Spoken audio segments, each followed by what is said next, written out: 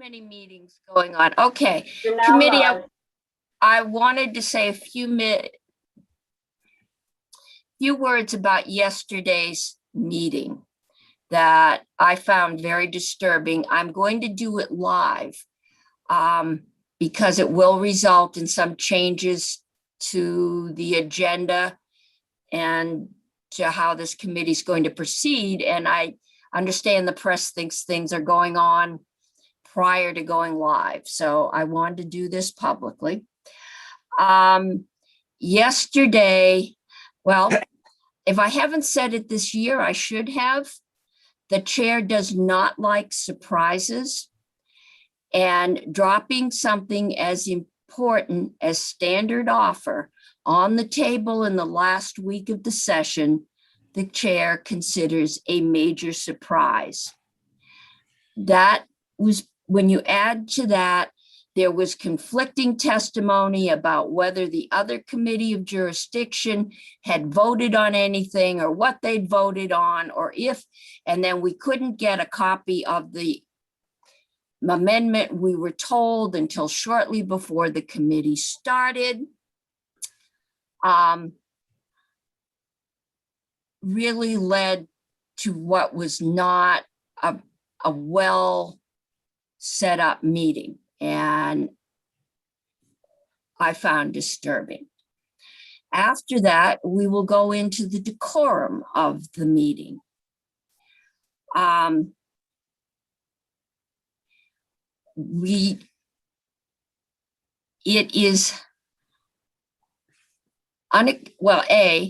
It is unacceptable to me to give a witness a piece of paper they have not seen before and ask them for testimony on it. That witness did try to answer it, got it wrong, and we had another witness texting us that it wasn't true.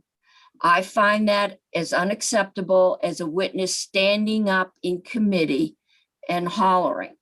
Witnesses are not here to debate each other. They are here to protect.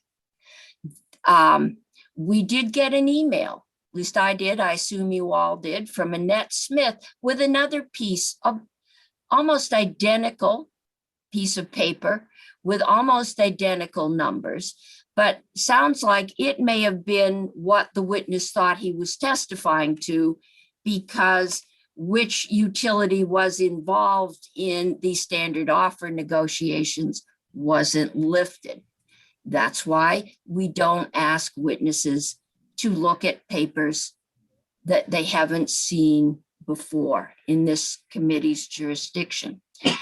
So as far as I am concerned now, miscellaneous energy is not on the agenda and is not going on the agenda until this committee has adequate time, which will be January, to take information and sufficient testimony on standard offer, unless the parties that are involved can reach an agreement and bring it to us.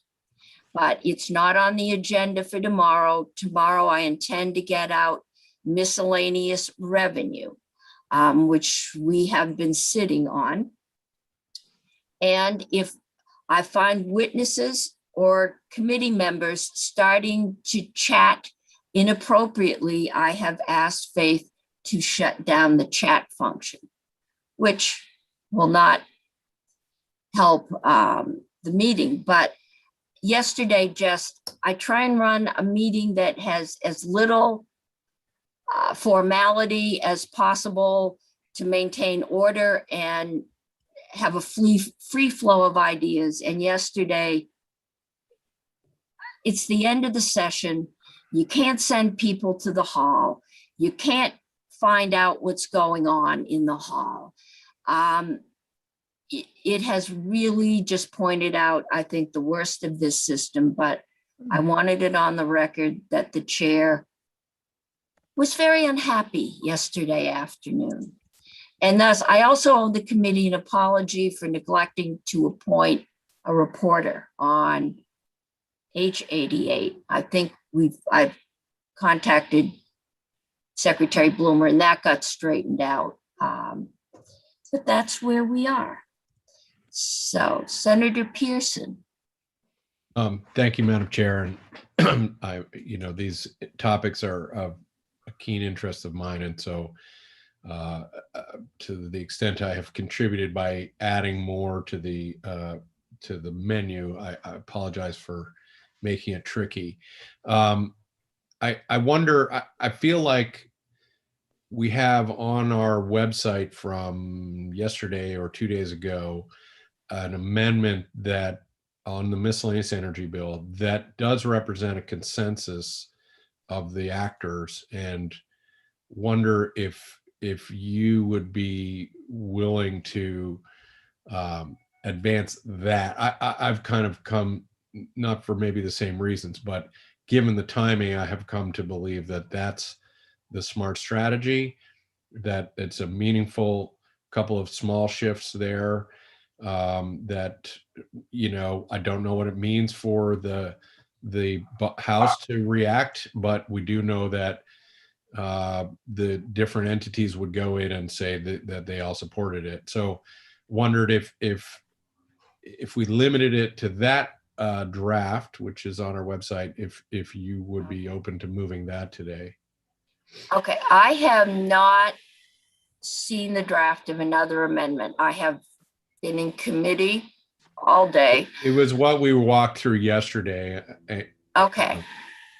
I think what I need is for the folks that have brought us the whole standard offer issue, and to go out. This is a very complicated issue and not one that is ready for prime time. I need that to be taken off the table formally. So Senator Bray. Thank you, Madam Chair. So, I share some of your discomfort because of some of the ways things got represented. And just because we are clarifying the record, I do want to I want to clarify one thing for sure. And that is that there were parties that repeatedly cited a vote in Senate Natural that was 4-1 in support of an amendment. But we didn't have an amendment from Legislative Council in front of us. And we took a straw poll. And someone might say, well, that's semantics. And I'd say the important difference is that when you vote on something, you clarify exactly what you're voting on. We do this all the time. We say draft 2.1, timestamped 1157. We all know what we're talking about. When we take a straw poll on the idea of making changes to standard offer and get some support and some concerns blended together, to cite that as Senate Natural's position is misleading and unhelpful to all parties. And I, like you as a chair, want to be careful about how we run committee and how we represent our work. So I just wanted to put that in the record. Thank you. Okay. So I will leave it. I think most of the information came to us from Senate Natural.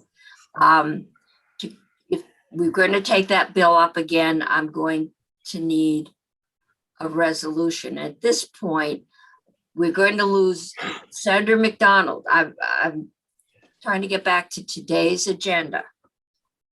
I would hope so, Madam Chair. As the person who brought the proposed amendment to the committee, I too don't like surprises. And I was frankly surprised that we were getting this late in the session and the standard offer program was going to terminate. And that was a surprise. So I brought, and when you asked that the Committee on Natural Resources take a look at the upcoming end to the standard offer program, crafted a proposal that would extend it for 2 years at the current levels. And that's what we brought yesterday. And I am guilty, Madam Chair, of not getting that amendment in its text up until yesterday.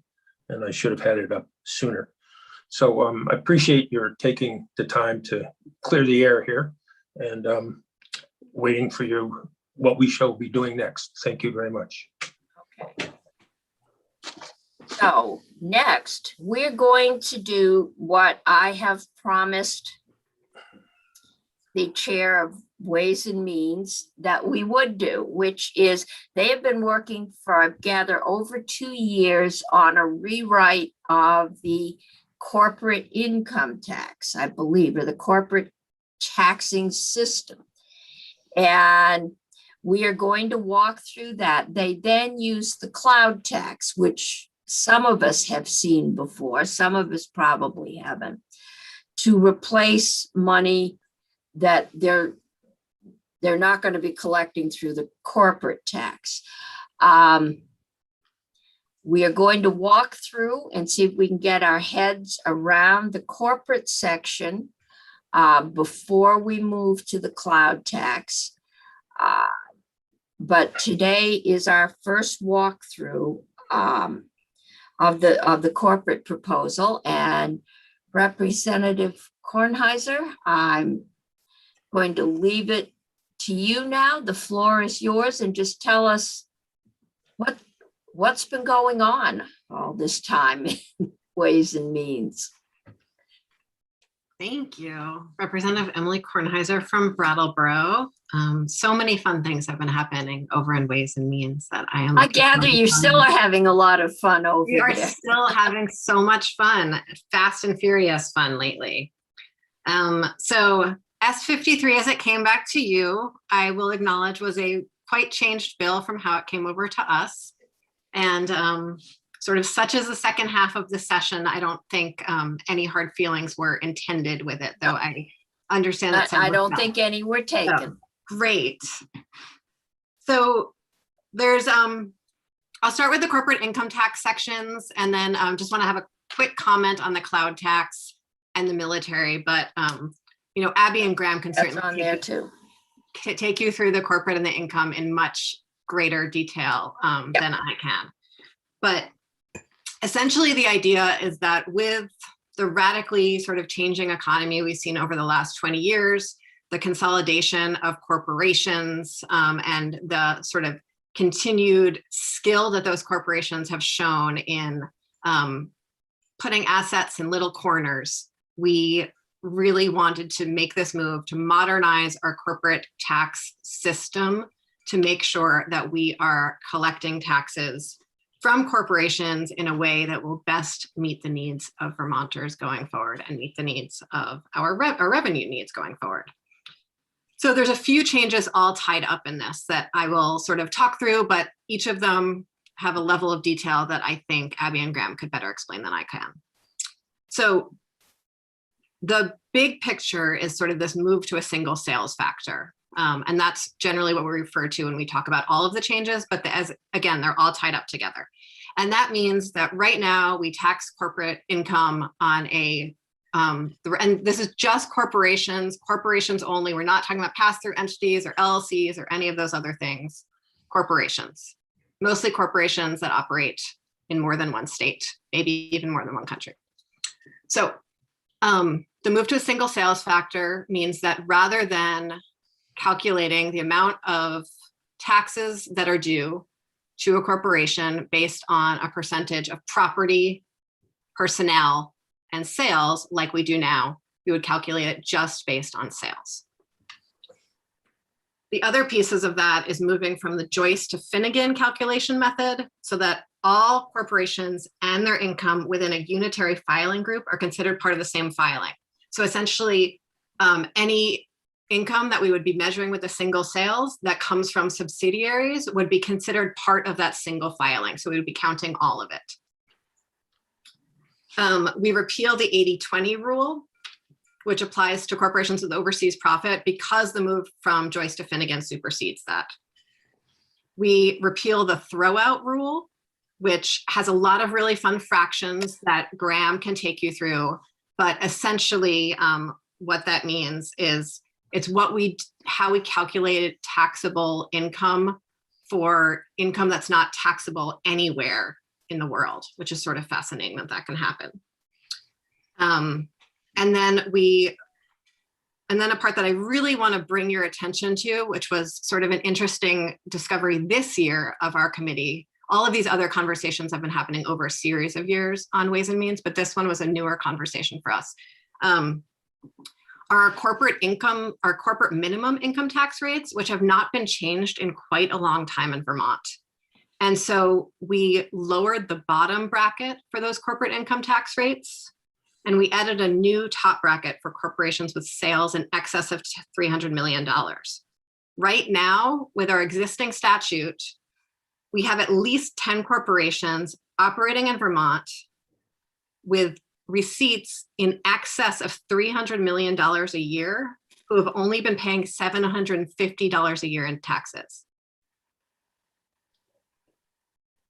So because our lowest bracket was quite low. And so we really by adding that top bracket, we brought in a lot more revenue if this passes, and we make the whole system much more equitable. We also lowered the smallest bracket because we do have some organizations in Vermont some business in Vermont that are set up as corporations, but are really quite small businesses.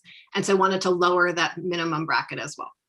So that feels like a really impactful piece of this. That's a newer part of the conversation if you've been following the single sales conversations previously.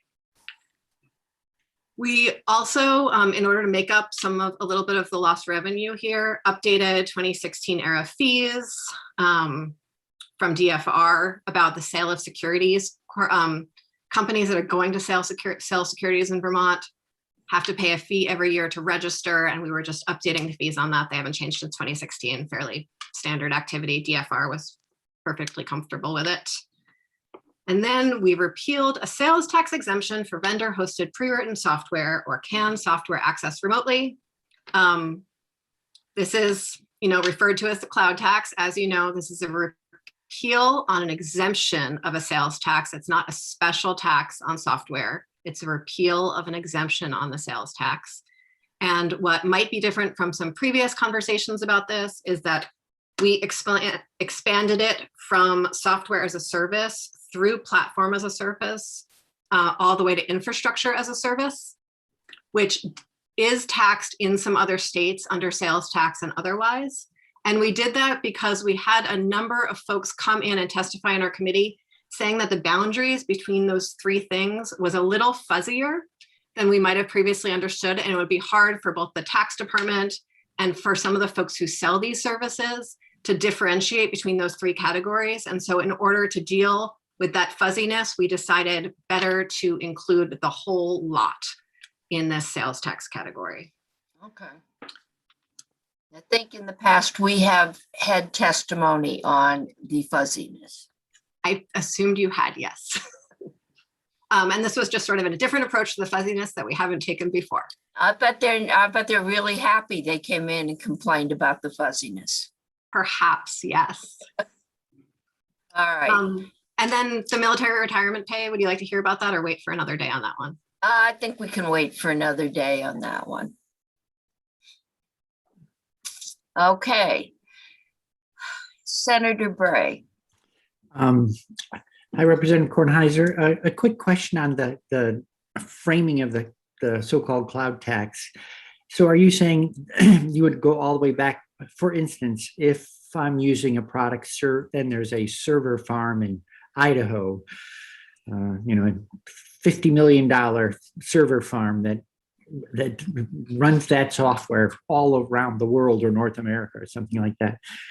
Does the value of that infrastructure get rolled into the tax exposure under this? Is that what you're saying about chasing it all the way back down? So my understanding, and again, Abby and Graham, welcome to join in here, but is that for the sales tax, we apply it at the place of purchase. And so it would only be if someone bought server space in Vermont. I see. But one of the things that's interesting to me about that continuum or spectrum from service to infrastructure is that as we move from service, which is often sold by smaller companies, and we move all the way to infrastructure, basically all of that infrastructure is owned by 2 or 3 corporations globally. who would be the ones who would be collecting that tax on the infrastructure side. And so I think as we move from one side of the spectrum to the other, we're moving to fewer and fewer corporations who would be collecting that sales tax and then remitting it to the state. Your server farm and I remember it was a vowel state in your example, but I honestly don't remember which. Sure. But I mean, is this sort of a unified tax structure so that, say, all 50 states, for instance, might earn a share of the value of the service provided by this big host facility that maybe they're the server farm for 500 companies or something like that, you know? It would depend on the sales taxability in each state that was collecting it. Okay, thank you. And there are a few other states that do collect sales tax on this. And Abby has that list. Okay. Thanks. Turn my video back on, turn my audio off. Any other questions from Representative Kornheiser at this point? Senator Bray. One more, it's somewhat narrow. Just in terms of the inbounds, out of bounds, what was the thinking around not including, on the corporate tax change, not including membership organizations, et cetera, pass-throughs and other forms of or business organization? It's just how our corporate tax structure only applies to corporations. It's just like that's the statute that we're in. Okay. I'm sure Abby will say that more eloquently than I just did. Would you like me to weigh in? No, I think my intention, we'll ask questions mostly about what the House was intending or thought they were doing. Abby, I don't know, are you prepared today to walk us through the present corporate tax structure? Or just the changes?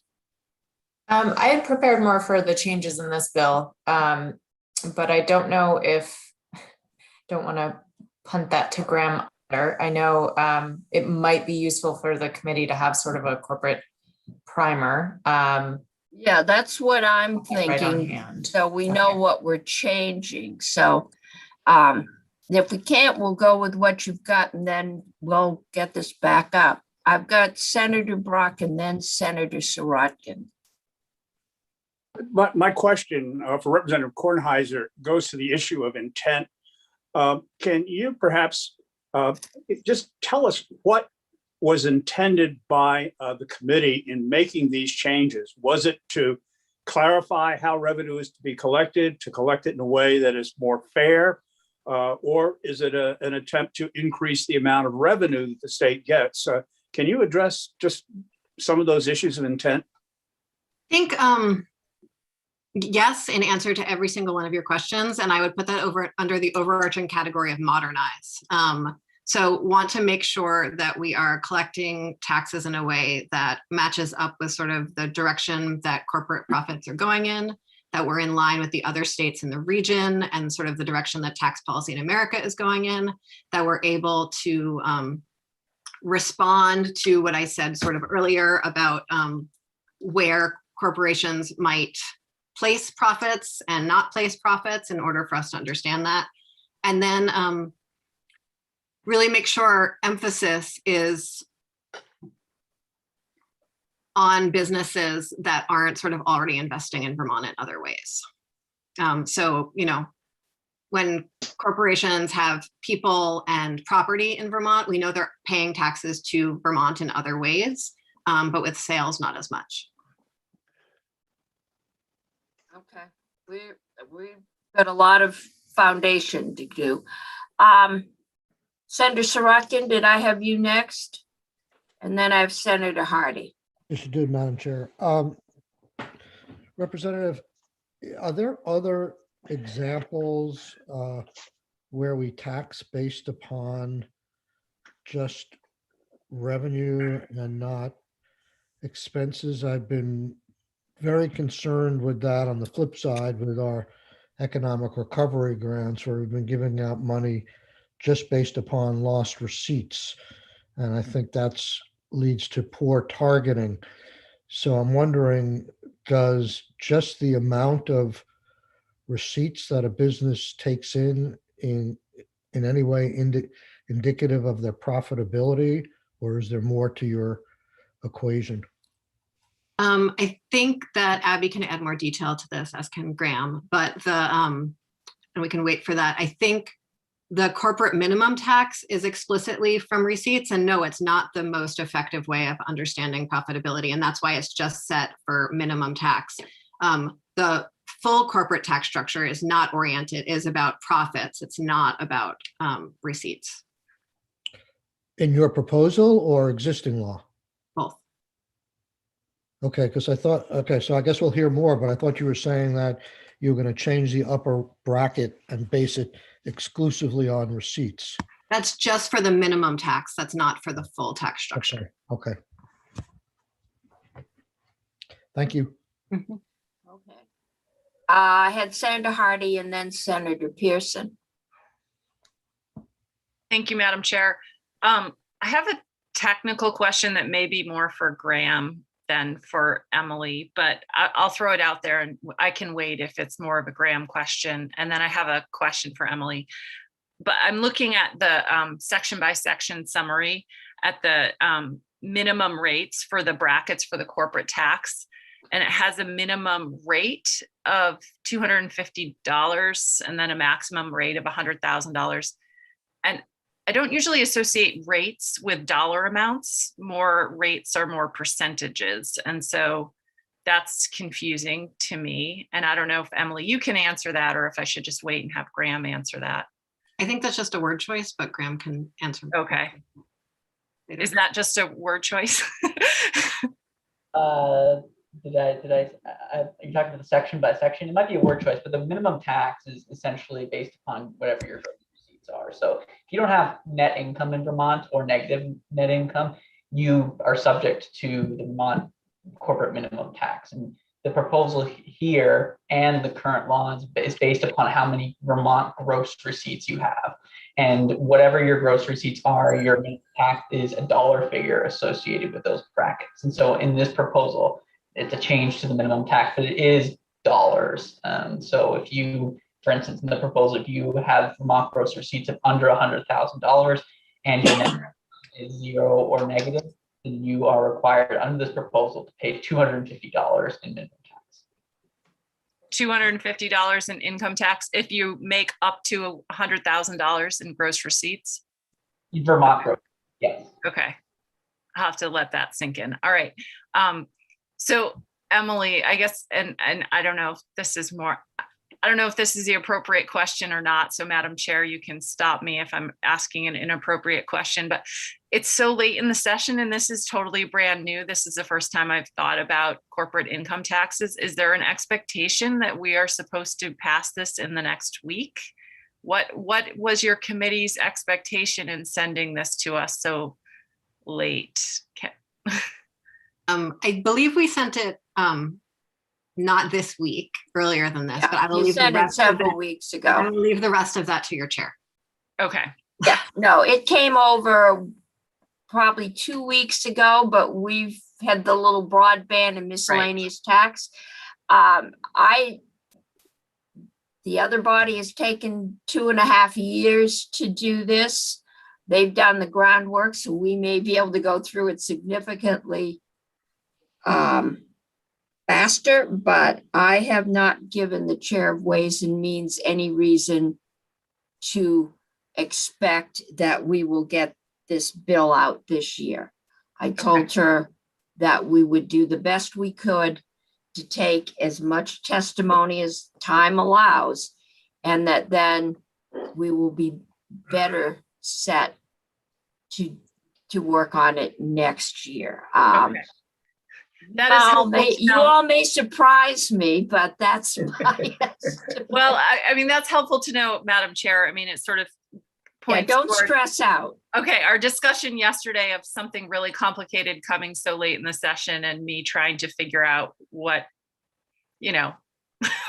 what I we were think- talking about. yeah. So I just would like to have more time. This seems like a really big issue, and I want to make sure, obviously, we all do, that we get it right. And it sounds like the House has done some great work, but I just want to make sure I understand it more. So I think the difference is no one said there's a deadline, and if you don't do it in 2 days, something bad is going to happen. So this one, we have some time on, and we will take that time first to understand the current law and issues and non-issues with it. And then we will start looking at the problem that's trying to be solved and then the solution. So that's where we're going to go. Okay, who did I see next? Senator Pearson, I guess. Thank you. I'm trying to understand the single sales factor, is that what we call it? But as my crude understanding, and like Senator Hardy, I haven't thought much about this, is that maybe for a small state, it's a particular disadvantage. Like it, as I understand, it works well for Ben and Jerry's, let's say, that has a big presence here, but most of their sales are elsewhere. And I'd be open to helping our homegrown business, but that for states like us where we import most of our products, that it actually is not good policy, because it's sort of sets it up that those companies are going to be reluctant to have any foothold here other than just sales. Am I just backwards on that, or what? I think you're backwards. Both Graham and Abby have a really fabulous series of PowerPoints to sort of talk through the implications of this. And I remember, like, I had to spend a lot of time with fractions that I was drawing myself to get my head around this. So, but yes, so we have so many corporations that are operating in Vermont with just sales right now. And so want to make sure that we are sort of emphasizing the tax value of that and the revenue value of that. But this discourages any of those companies from ever getting a nexus here. No, they have a nexus as soon as they make a sale in Vermont. And so if they wanted to add property or payroll, that would not be increasing their nexus. Right now, property and payroll are included in the nexus. And so the disincentive that you're talking about actually exists now and would go away with this. Interesting. That's completely upside down from folks that I've been reading. So I'll have to understand that. Thank you. And I'm so sorry, I need to head to another. No, that's fine. I I think, am available for any phone calls, emails, or conversations with any of you in the future about any of this. I think it's quite fun to think about. So. no, I think this has been helpful. We did the unitary tax the early years of this century. And that was the last time this committee even looked at corporate income taxes. And the world is changing swiftly. Unitary, I think, had something to do with the amount of what we thought was repatriation corporate money we got. And that was a good thing, but it may well, as the corporate world changes, it may well have outlived its usefulness. Representative Kornheiser, did anybody talk at all about any anticipated federal changes? I think we did, yes. They're all so unclear right now, but my very abstract sort of understanding of what things would look like is that they would align well with federal changes. But again, Graham and Abby can go into greater depth on that. Okay. But we worked on most of this earlier in the session before it was really sort of, presidential campaign policy proposals, not presidential proposals that we were talking about. So thank you very much for your time today. Okay, thank you, and thank the committees. A lot of hard work has gone into this. All right. Graham, Abby, I'm not sure where the best way to start to get our mind or around what's happening.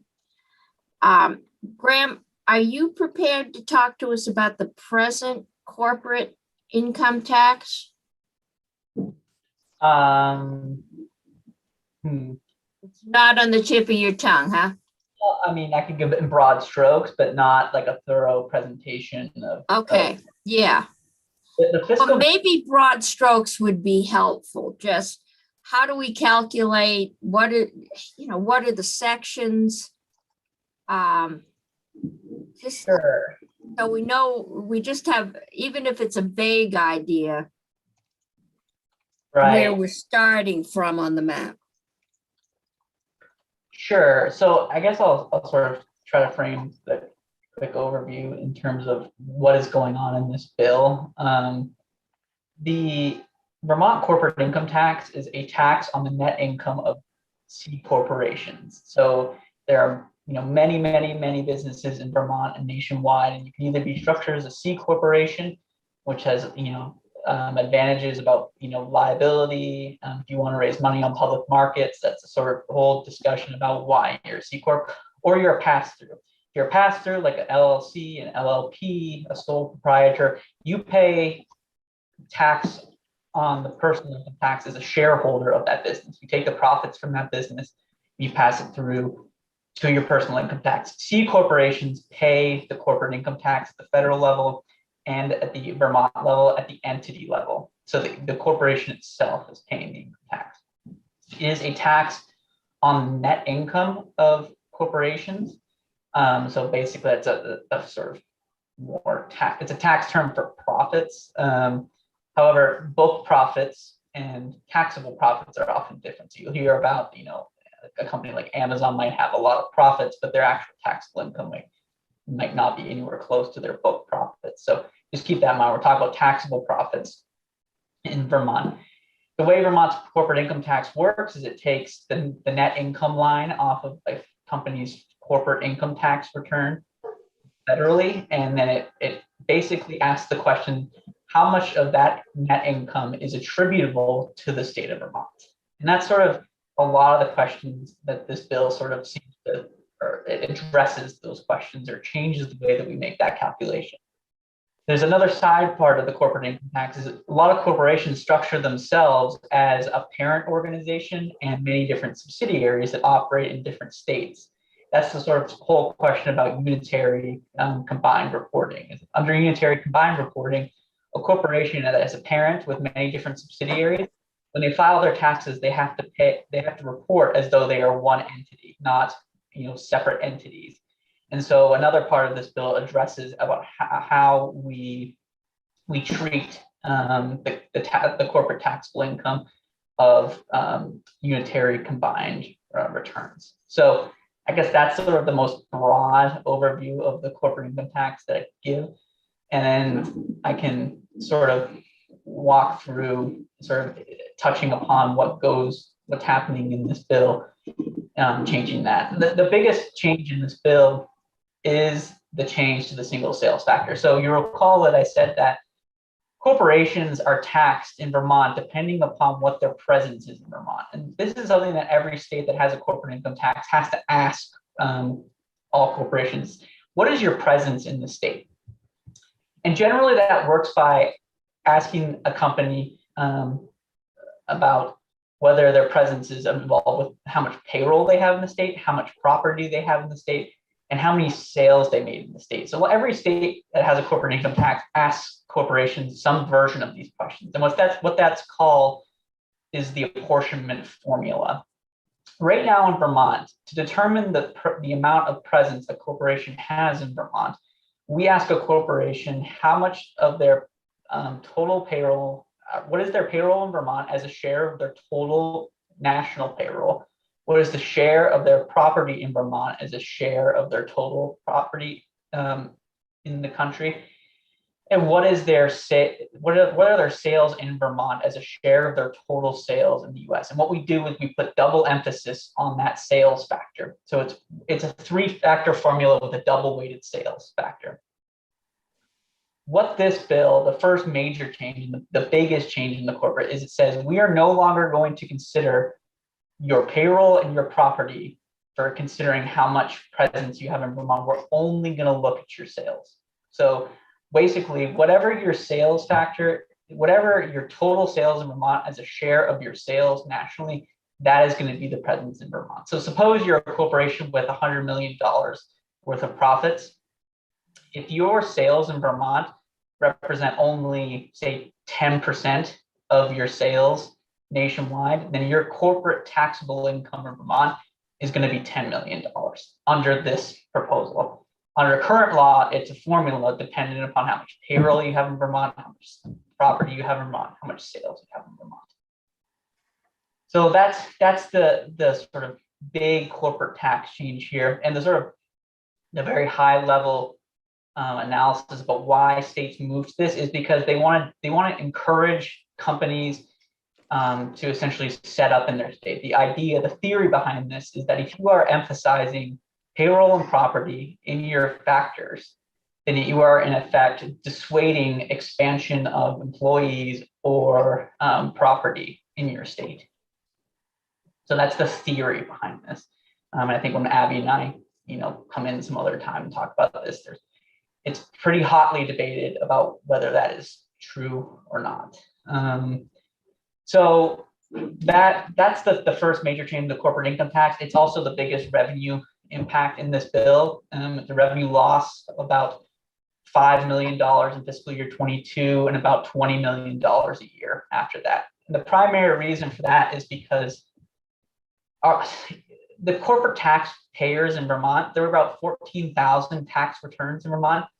About 80% of those do not have any taxable income, period. So they're not subject to this change. Amongst that 20%, the top 100 or 200 filers account for a huge portion of the revenues. And amongst those taxpayers, a good chunk of them have heavy payroll and property presences in Vermont, but they don't really sell anything here. And so that's why you see such a sort of large revenue decrease. So this is that portion of the bill is expected to benefit primarily businesses in Vermont that have sizable payroll and property, but don't sell very much in the state. So that's the first change. The second change is what we call this repeal of the throwback rule. The throwback rule is this concept in corporate income taxation where a corporation will have sales in lots of different states around the country. But in some states, that corporation will not have taxable nexus. There's a law federally that says that if you're only soliciting orders from a state as a corporation, so suppose you don't have any payroll, you have no property, and you're only essentially soliciting orders from the state, then your corporation is not taxable in that state. And so the question is, when a corporation has its sort of total nationwide sales, how are those sales into states where they're not taxed, what we call nowhere sales? How are those treated for the purposes of determining their sales factor for the corporate income tax? And what Vermont essentially makes you do under current law is if you're a corporation and you do not have taxable nexus in another state, we make you take those sales and add it to Vermont sales. So basically we say if your sales, you're making sales into a state that are not taxable in that state, we make you add those sales to Vermont for the purposes of determining your sales factor. So remember, I'm referring constantly back to this sort of these apportionment factors for determining what your presence is in Vermont. So we make you add those sales that weren't taxed anywhere into Vermont. And the reason why states have these rules is it prevents tax gaming from corporations largely. So corporations, structure themselves in a way where they're not taxable anywhere. they could avoid paying corporate income tax in lots of states, even though they sort of are making sales or soliciting orders. And so states institute these throwback rules to prevent that sort of gaming. This bill repeals that throwback rule. And so we would not be adding those non-taxable sales back to Vermont.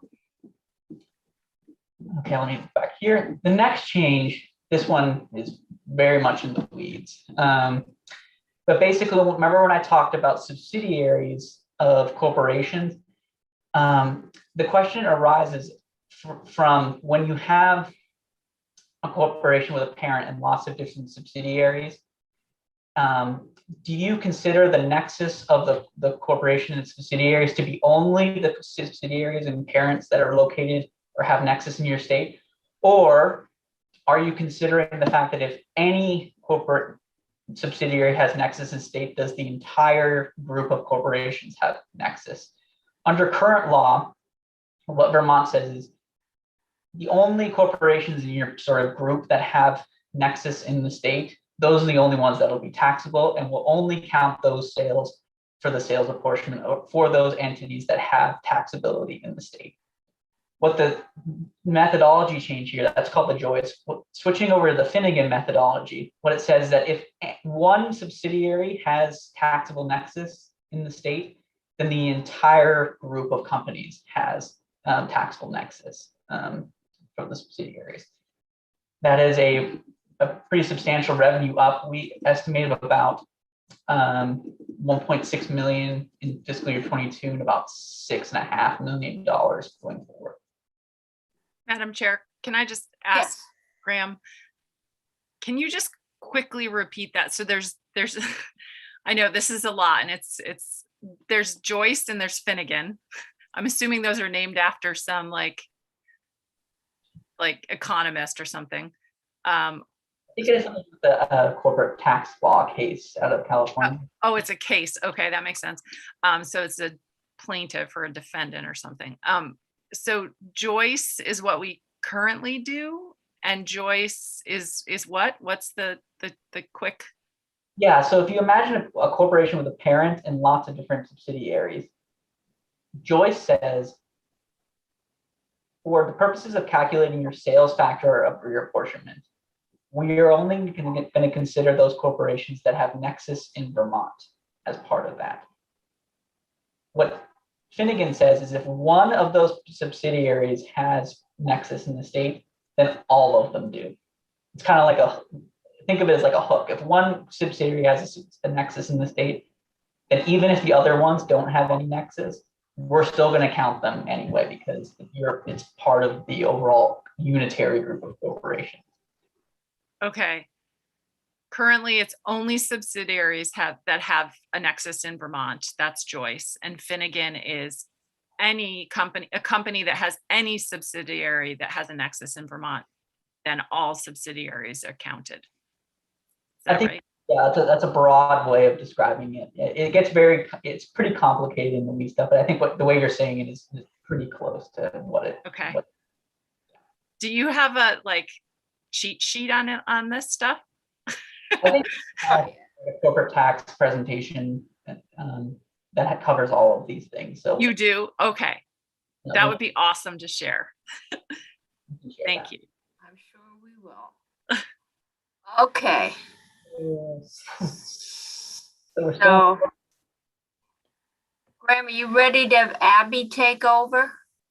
there's One one more? corporate tax change, and that's the change in the minimum tax. There right now, corporations that don't have taxable income in the state of Vermont pay the corporate minimum tax. Right now, it's either $250, $500, or $750, depending upon how many gross receipts you have. This bill changes those thresholds to have more brackets and to be significantly higher, particularly for larger corporations. Right now, if you have over 5 million in gross receipts, your corporate minimum tax is $750, regardless of whether it's $501 million or $100 million.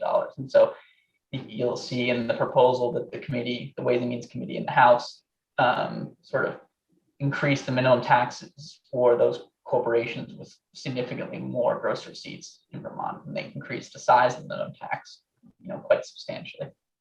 That raises around $4 million a year once it's fully phased in. Okay. Other questions for Graham? And then, of Senator course, Bray. the bill.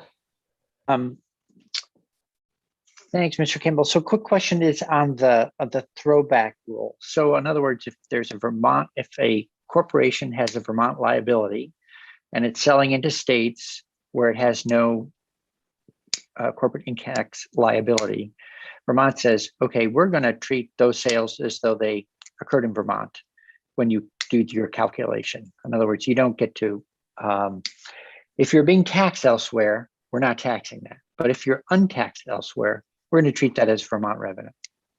That's a pretty good explanation. Yeah, I'd go a little bit more nuanced. The key term here is nexus. It's not that you have a liability, it's whether you have a sort of taxable nexus in another state. So if a corporation does not have taxable nexus in another state, but it has sort of sales that are, or it's earning money from that state, yep.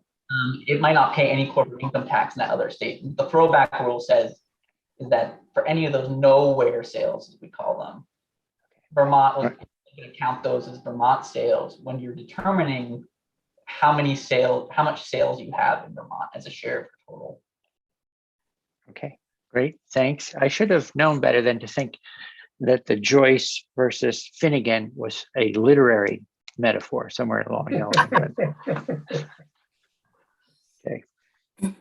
Okay. Committee. Any questions for Graham at this point? I, for one, don't feel like I know enough right now to ask any questions, so we'll continue. Abby, walk us through what we've done and then, or what the other body did. And do we have a document? I need to get back. Yes. Faith has posted the as passed Senate. Actually, let me look at your webpage. You most definitely have everything you need, but let me just check. House proposal of amendment and House proposal of amendment section by section. Section by section, I think at this point might be the easiest thing for us. I'm feeling the great need for a diagram with little buildings and nexus here and sales there. So I can visualize what's going on. So all right, let's start with this section by section. For the record, Abby Shepherd, Office of Legislative Counsel. The section by section has the date as when the House proposal was passed out of the House. That was 4/16. That's the chart that you'll see on the committee's webpage. I did structure this more like a section by section as opposed to a side by side, just because it was just all additions to what the Senate had passed out. The first two sections are the feminine hygiene products sales tax exemptions, so that was untouched by the House. The corporate income tax changes start with section 3. I don't believe Graham covered this other very sort of weedy detail in these corporate income tax changes that were proposed by the House. There is also this current rule that only exists in regulation. It's not a constitutional requirement, but it does sort of date from, I believe, the 50s or the 60s with some federal guidance on corporate income taxation that Vermont has included in its regulations. There is a reference within a definition in statute. So that's what this section is repealing. It's the definition of an overseas business organization. So that's a US corporation that has 80% or more of its property and payroll outside of the US. Under current Vermont regulation, those organizations are not included in the apportionment factors. This language repeals that, which would require the department to then update its regulations. So that's one sort of small change, but I apologize. I'm going to pull Graham back in here. I'm not sure if this has any revenue impact or if it was something that was too difficult to estimate. It was too difficult to estimate. It's One of those. yeah, we have it on the fiscal note. It is an indeterminate positive because you're bringing in more potential sales into the equation. So we think it's positive, but because we really don't know what the status is for a lot of businesses with overseas business activity. We don't really know the scope of how big that increase will be in sales in Vermont. So I think it's positive. We have no idea to the degree.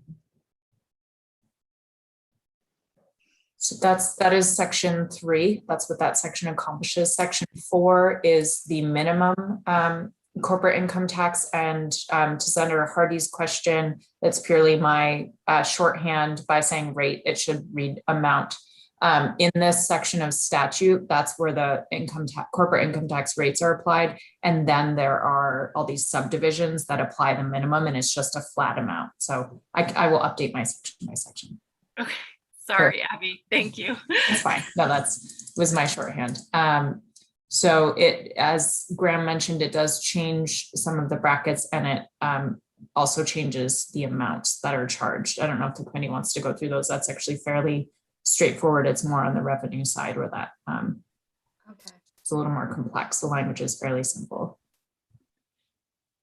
Section 5 does, as Graham mentioned, does have, I guess, the largest revenue impact in these changes. It changes Vermont's apportionment factor. So rather than having the double weighted apportionment factor for sales and then also having property and payroll, it eliminates the property and payroll factors. So it puts all of the emphasis on determining corporate income on sales. So that's what's called the single sales factor. What was the reason for doing that? So If that we're losing money, there must be a reason. I wonder if that is more of a question for Representative Kornheiser, but Okay. the policy reason behind it, but the shift is away from physical presence, so property and employees in the state, and instead looking at income based on sales into the state. Okay. Senator Bray. Yeah, so I don't want to ask a question that you're not appropriate to answer, but sort of dancing around the same thing.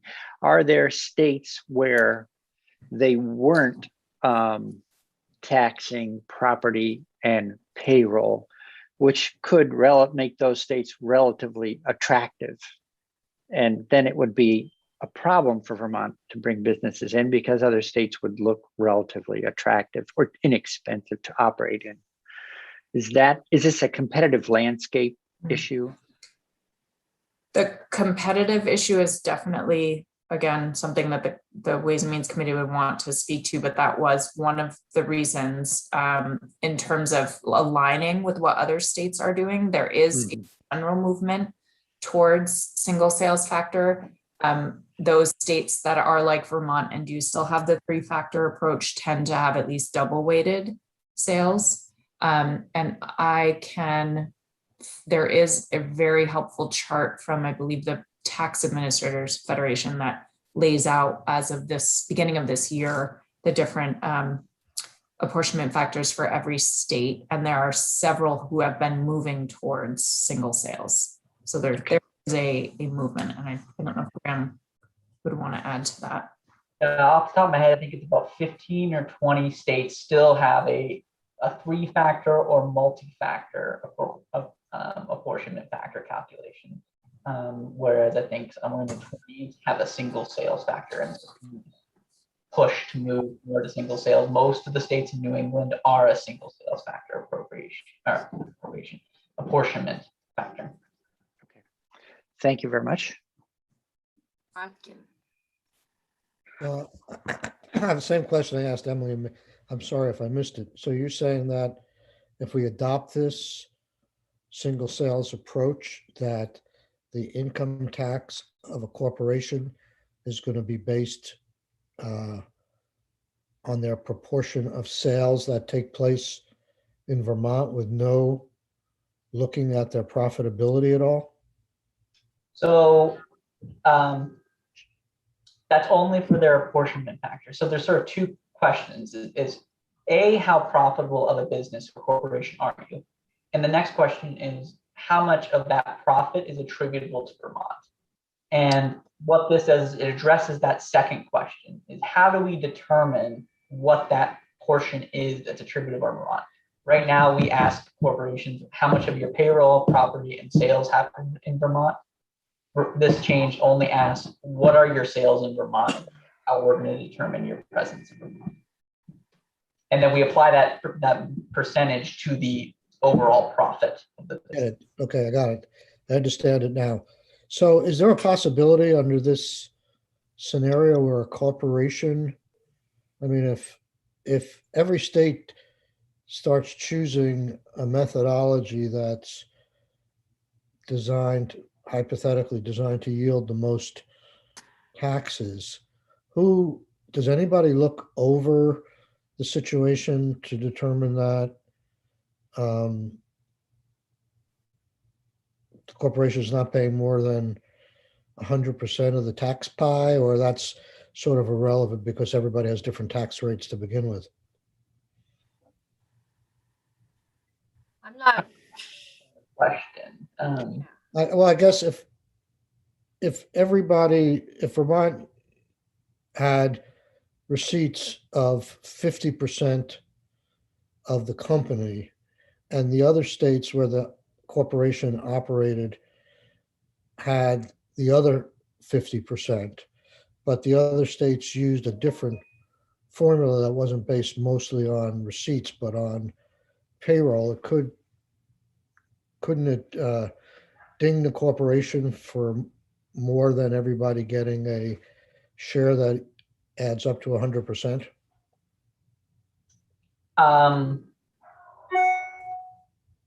I guess I would say you're touching upon, I think, one of the sort of nuances of corporate tax changes, that it really depends on how a corporation is structured throughout the country and in other states to determine how their corporate tax liability in Vermont and in other states will sort of add up.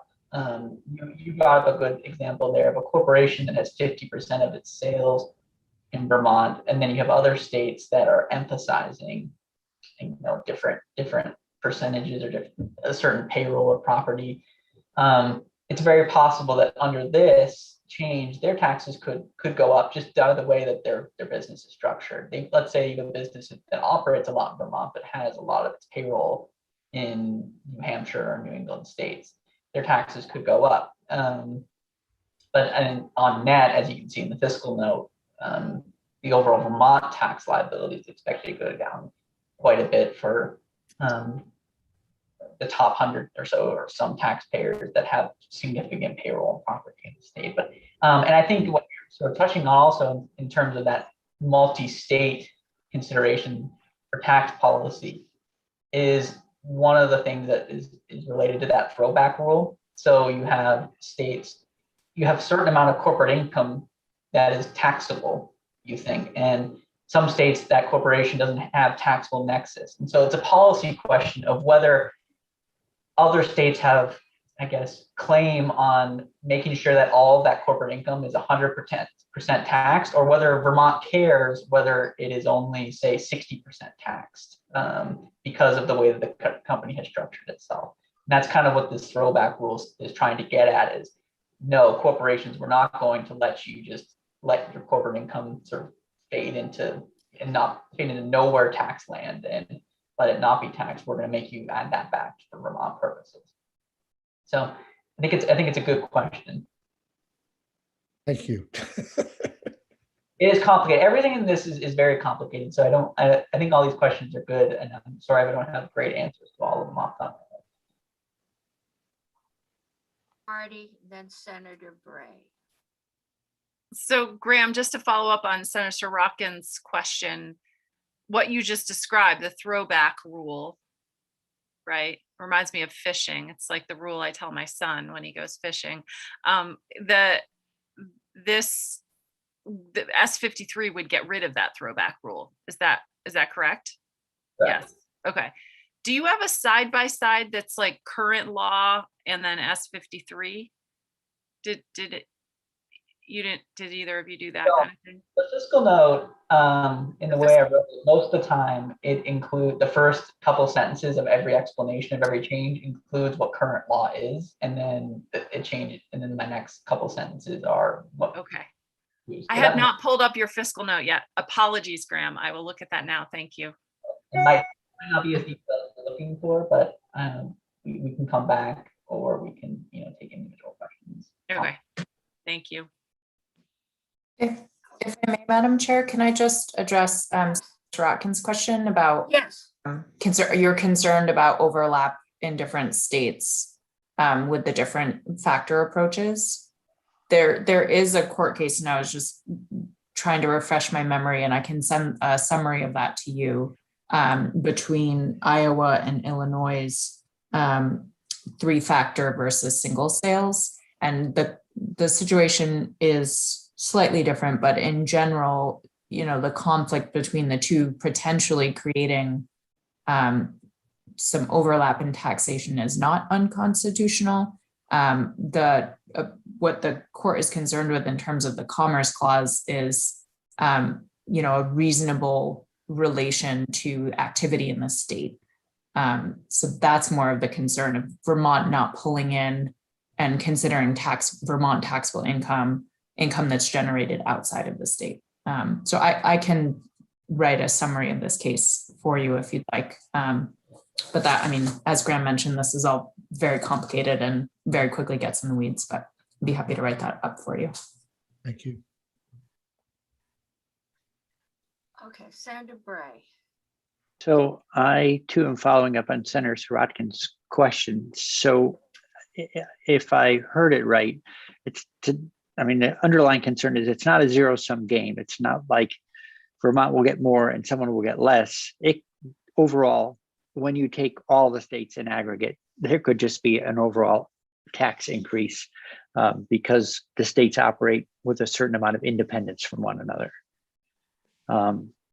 And then in that last thing that you were mentioning, Ms. Shepard, about Vermont not taking in income when there is no nexus, how then? I thought I was fine on the nowhere sales being attributed back to Vermont, but if they are nowhere sales, what's the nexus? How does it satisfy the nexus requirement? So that would be under current law. This language does strike that. Oh, I see. Okay. So it's not directly taxing that income. It's pulling it back into the apportionment factors, which okay. Gets into, there's risk of complicating this, confusing everyone even more. There's another rule called the throw-out rule. Opposite, the income gets kicked out. But that's not an issue here. So okay. I'm going to restrain myself from asking about the throw-out rule and for another moment. Thanks. Let's see. Oh. Sandra Brock, do you have a question? No? Okay. Let's keep going. I think we're down to section. I'm looking at the section by section. I think we're on 5, or has our discussion, okay.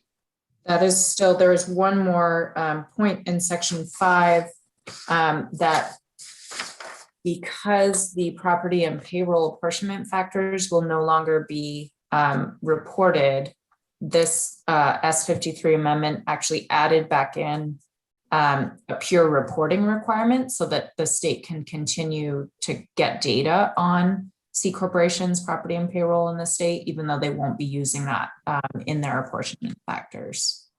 So there's that language in that section as well.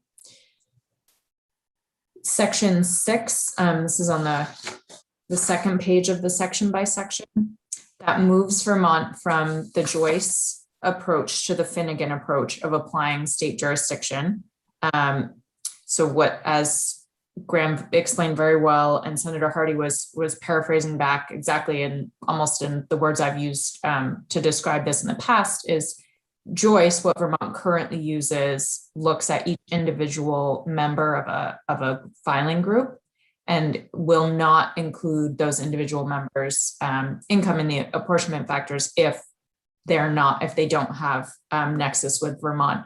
Moving to Finnegan looks at the group as a single taxpayer. So if any of the members have nexus with Vermont, they're all pulled in. This section 6, because there's language in there, it also supersedes this regulatory rule, the 80-20 rule having to do with US corporations that have primarily overseas presence. This repeals that. And get my final notes here. It also adds, this was a recommendation from the Multi-State Tax Commission, and the Vermont Tax Department suggested that this language be included relating to state tax credits. When you're shifting to the Finnegan method, it still makes sense to have state tax credits only be taken by those individual members who have earned them in that state. So that can't be applied across the entire filing group. Section 7 is a transition section from moving from the Joyce method to the Finnegan method. And let me just pull up that language because it clarifies how to calculate which sales are included in the Vermont sales factor numerator for the first year of transition. And really it restates what the Finnegan rule does. So if any member within a group is taxable in another state, the sales that they're making of tangible personal property from Vermont into the other state are excluded from the sales factor numerator. But if no member of a group is taxable in another state, then when they're making sales from Vermont into another state, all members are included in the Vermont factor. So this just restates it within session law very clearly. Section 8 is on the rulemaking requirements for the Department of Taxes under this is a fairly significant change under statute that would trigger a requirement for them to update their rules. This states it explicitly and explains as well that this will require a change from Joyce to Finnegan, just because, again, that hadn't been done in statute before, it was just done in rules. And it requires the department to report back to both your committee and the Committee on Ways and Means in the House on or before January 15th of 2023 with proposed rules, on the department's progress for the proposed rules, and also any recommendations for additional legislation. So it's just continuing a review and a discussion with the department about undertaking rulemaking and updating the statute. If we may, I would like to just jump ahead before we get into the text and just point out some of the effective dates because they all work together. So all of the corporate income tax changes take effect January 1st, 2022. So that's part of the reason why this report back from the department is set out a year later. That was a request, I believe, from the Department of Taxes to shift to single sales factor starting next tax year. So often you see these changes made retroactive to the start of the year in which the legislation is passed. This is pushed out a bit to give them time to create their forms and put out guidance to corporate taxpayers. And I will pause there, and then I don't know if you'd like to get into the cloud tax. Okay, I've got Senator Hardy and then Senator Sorokin. Okay, thank you, Madam Chair. Abby, this might be an obvious question, but I'm going to ask it anyway. If we move to the single sales factor, where only sales is taken into account, not property and payroll, I'm assuming these corporations still pay property tax on property they own here if they have property, and that they would still pay state payroll tax if they have payroll. Yes, this does not impact those other tax hits. Okay, great. Thank you. Okay, Senator Sorokin, right? You moved. Yes. So I'm guessing you don't know the answer to this question, but maybe you do. Is there any simple way of describing who qualifies as a subsidiary? In general, so that would depend on the structure within the corporation. And their articles of incorporation, how they've structured themselves. Are you looking just for like a general legal definition? I'm not sure what I'm looking for. It seems to be as critical as changing these factors as to who they list as a subsidiary, that the income might be included under Finnegan, for instance. So, I mean, I guess if they're 100% owned by a corporate entity, maybe that's a subsidiary, but what if they're 30% owned, but they have, I guess I have to find out. It's probably a legal question, and there's probably a tax definition too as to who Mhm. claim subsidiary status. I think, I don't know the answer off the top of my head, but I'm guessing this is included in the definitions of who is part of the group. Okay. Or The second question I had was a more basic global question. Where is this all coming from, as you understand it, from the House's interest in this? I applaud them for trying to modernize and potentially think outside or think differently, but is the administration proposing this? Have they supported it? Is there a blue ribbon study that suggested this? Where did this come from? Great question. I would definitely recommend that you hear directly from the department and the administration. But there was a report that the department submitted last year, last session. That was a requirement to provide more information and data on making some of these changes. But I don't know if I haven't been in this role long enough. I don't know if Graham, if you have more history on sort of the evolution of this conversation. It has been ongoing for quite some time. I don't want to speak to the intentions of the Ways and Means Committee or the House. This committee or this discussion came up about 3 years ago when the Ways and Means Committee was sort of, they were, I guess for lack of a better word, talking about a news article that came out about how Amazon had zero taxable income in the state or in the US federally. And then made them realize they didn't know or they wanted to learn more about corporate taxes. And then so Peter Griffin, legislative counsel, and myself, essentially gave them a primer on the corporate income tax. And this essentially led to the committee investigating these questions and deciding that these were parts of the corporate tax code that needed to be changed. And here we are, roughly 3 years later. And I don't have the fiscal note in front of me, though I see it's posted here. Is the bottom line here for this section of the bill that the state loses revenue and how much? For 20 million? just the corporate changes or? Just the corporate change. So on the corporate changes, I can't even do the math in my head, but yes, the corporate changes themselves are a revenue loss of about $2 or $3 million in fiscal year 22, and about $10-ish million a year in subsequent fiscal years. Okay, so even though this was driven by Amazon, perhaps creative accounting, saving them money and trying to potentially fix that in the process, they found certain other inequities that led to tax cuts. Again, I don't want to talk for the Ways and Means Committee. I mentioned the Amazon thing because that's how this all sort of started, is a discussion about corporate taxes. The committee asked the Department of Taxes the next year to put out a report on some of the various things they were looking at. In single sales was one of them, 80/20 corporations was another, Joyce to Finnegan, and an investigation into looking into changing the corporate income tax to just a plain gross receipts tax rather than a net income tax. And so the department looked at those, produced a report, and this is the resulting bill that has come from the work. Get us a link to that report. It would be helpful.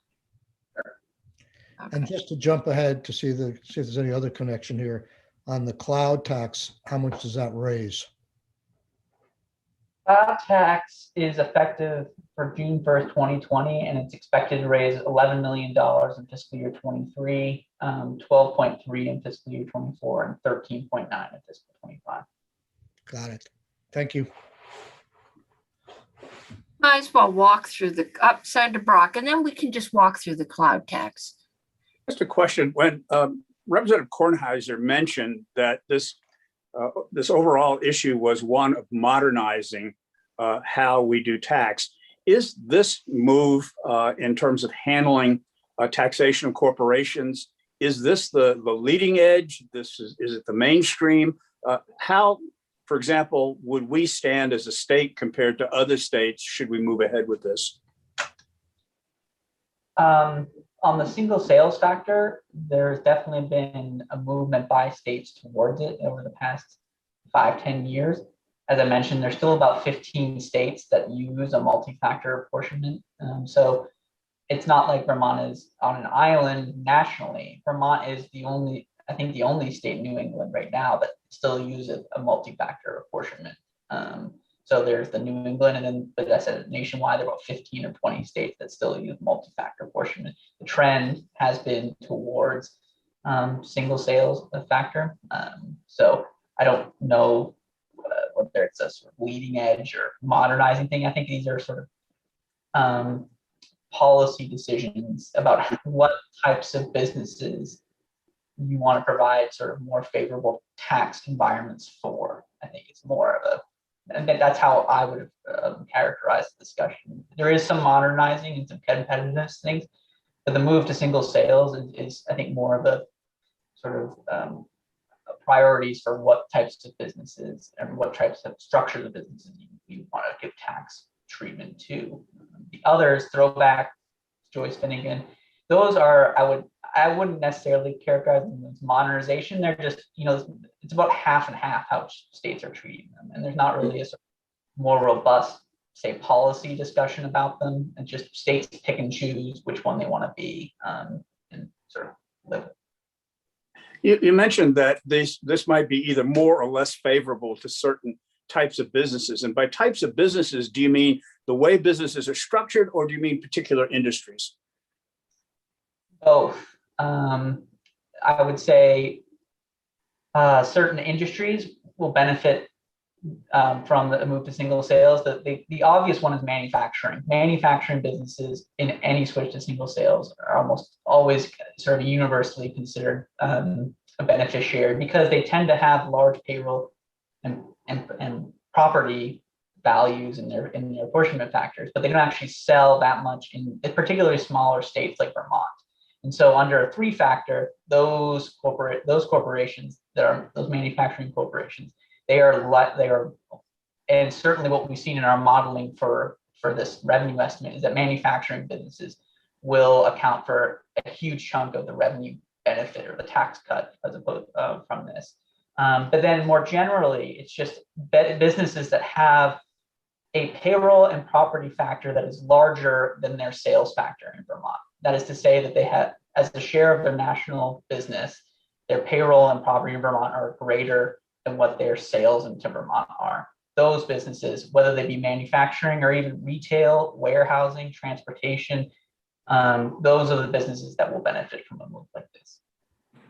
Thank you. Okay. Oh, everybody's wide awake. So let's walk through the cloud tax. And then tomorrow, I think we're booked, but maybe Friday, we can try and do a walk through. Maybe we'll see if somebody from the tax department could walk us through what is the present structure of the corporate tax. See if they'd come talk to us for a day. and see where that goes. So Senator Pearson. Madam Chair, I guess I come back to, I think it was Senator Hardy's question. I'm all for digging into this bill and learning about it, but I guess I'm curious about your sense of timing. I am playing this by ear. So it's been pointed out to me that we have been sent the cloud tax 4 times and have never had time to really do more than take a day or two of testimony. So I'm going to do my best. And then given, I think we will have all the bills in committee out tomorrow, except maybe the energy bill.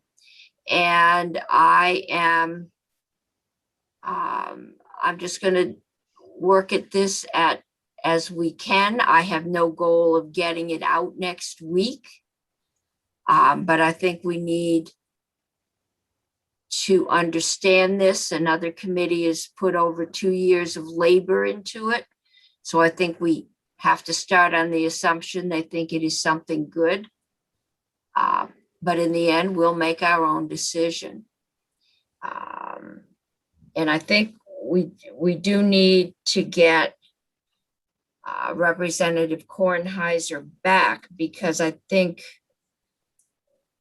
we're struggling with understanding exactly what their goal is in this. Usually you don't change the tax code unless you have a goal other than to change it. And if we don't know what they're trying to achieve, it's hard to decide if we think we want to achieve the same thing. And if we do, does this proposal do it? So I think we will have her back and ask her to talk to us about what they were trying to accomplish with this bill, because that's come up as the first question. Okay. Yes, Abby, you're going to walk us through what the proposal is with computer software? Certainly. If you would like, Madam Chair, I could just give a general overview about what the current state of law is. That might be more useful before we jump into new definitions. This is fairly different from what your committee has seen in the past. So to start, what's the issue here is remotely accessed pre-written computer software. And under current Vermont statute, pre-written computer software is considered tangible personal property. So it is subject to Vermont sales tax unless an exemption applies. There was quite a bit of back and forth over almost a decade about whether accessing pre-written computer software remotely, so online or through the cloud, if that was considered taxable pre-written computer software. The Department of Taxes came out with a technical bulletin saying, yes, it is. Then the legislature responded with a session law exemption saying, no, it is not. It is explicitly exempt. And that has been the state of law since 2015. So currently when you buy something, I don't know that anybody really buys software in a box anymore, but it's, where that is considered tangible personal property subject to tax. But if you were accessing it remotely, it is exempt. What this language is attempting to do in S53 is, as I mentioned, is a little bit different than what you've seen before, because there are different types of software accessed remotely. They often are split into 3 buckets: infrastructure, platform, and software as a service. What you've seen in the past only would make one type taxable. It was the software as a service, whereas the language that's proposed in S53 is attempting to get at all 3, which is a little bit less on the mainstream of what other states have done. It's sort of split half and half between other states about 23 states exempt all software. The rest of the states, excluding the 5 that don't impose sales tax, the rest that tax software as a service are quite split or have no guidance about whether they tax infrastructure as a service, platform as a service, or only software as a service. The majority do just tax software as a service. This would tax all 3. So I will pause there, and I'm just want to caveat that it is difficult to say what type of software would be, when you get into examples, would this be taxable, would that be taxable? That was one of the reasons why, and this I can speak to, the reasoning behind this proposal from Ways and Means was to try to simplify the confusion around what's in and what's out of that software as a service bucket, and instead to make it all taxable, so it's one treatment and less confusion, less potential for appeals, and a lot of more back and forth at the administrative level. So I will pause there. Okay.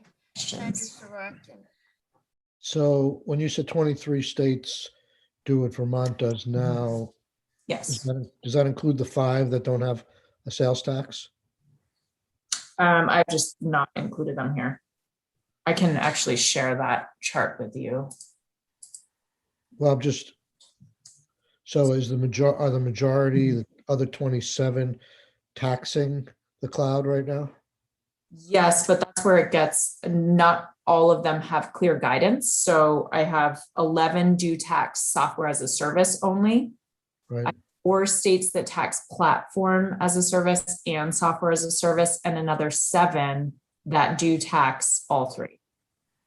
There's another complication here that I just thought of to inform you, is that we are a streamlined state, and the other streamlined states there isn't really a clear division.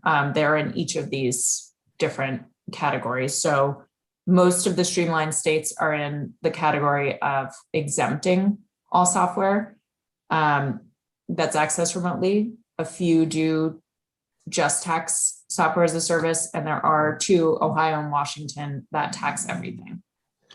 So it'd be Really very, all it over would the be- place. it would be very helpful. I know it's hard and you say there's a lot of nuances, but could you give blatant examples or clear examples of what's tax as a service, as a platform, and whatever the third one was?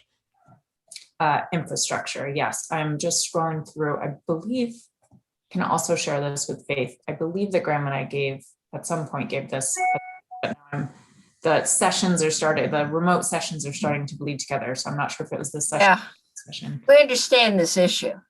I can jump in here because I have the presentation in front, and I can send to Faith as well. I can send. But so the three buckets: software as a service, platform as a service, and infrastructure as a service.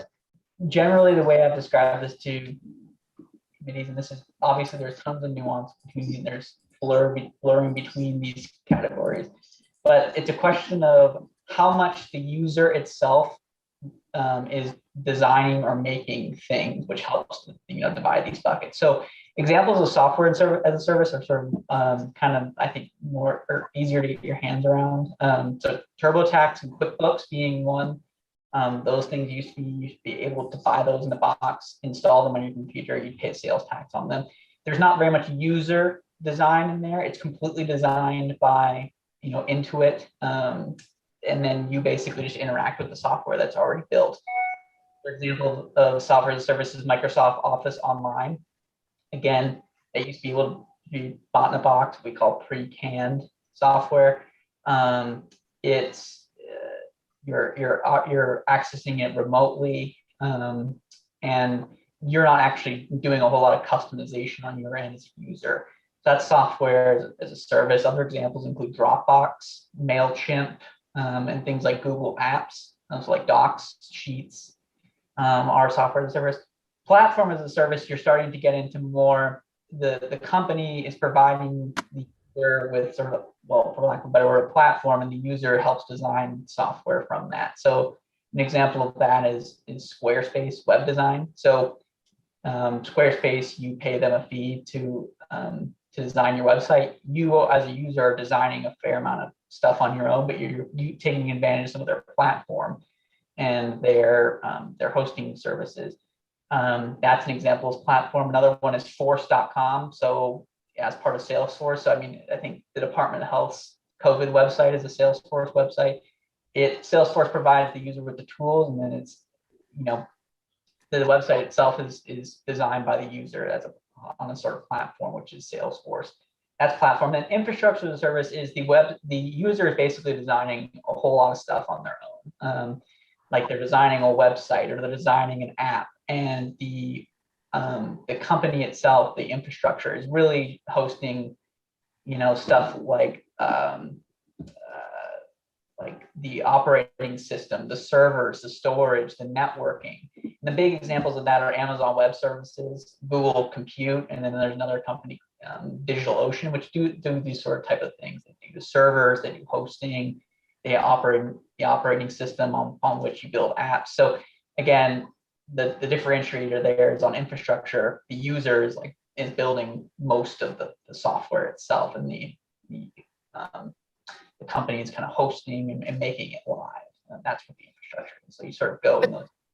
Is there a section on definitions in this bill? No?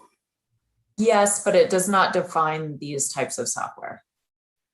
That would be helpful if we could get a definition or examples. I think just what Graham just said, but just some broad definition of what all these things are, since all of us are not on the same level of tech literacy.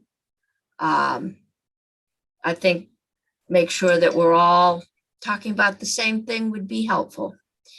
Okay, Senator Pearson. Is Zoom taxed under this construct?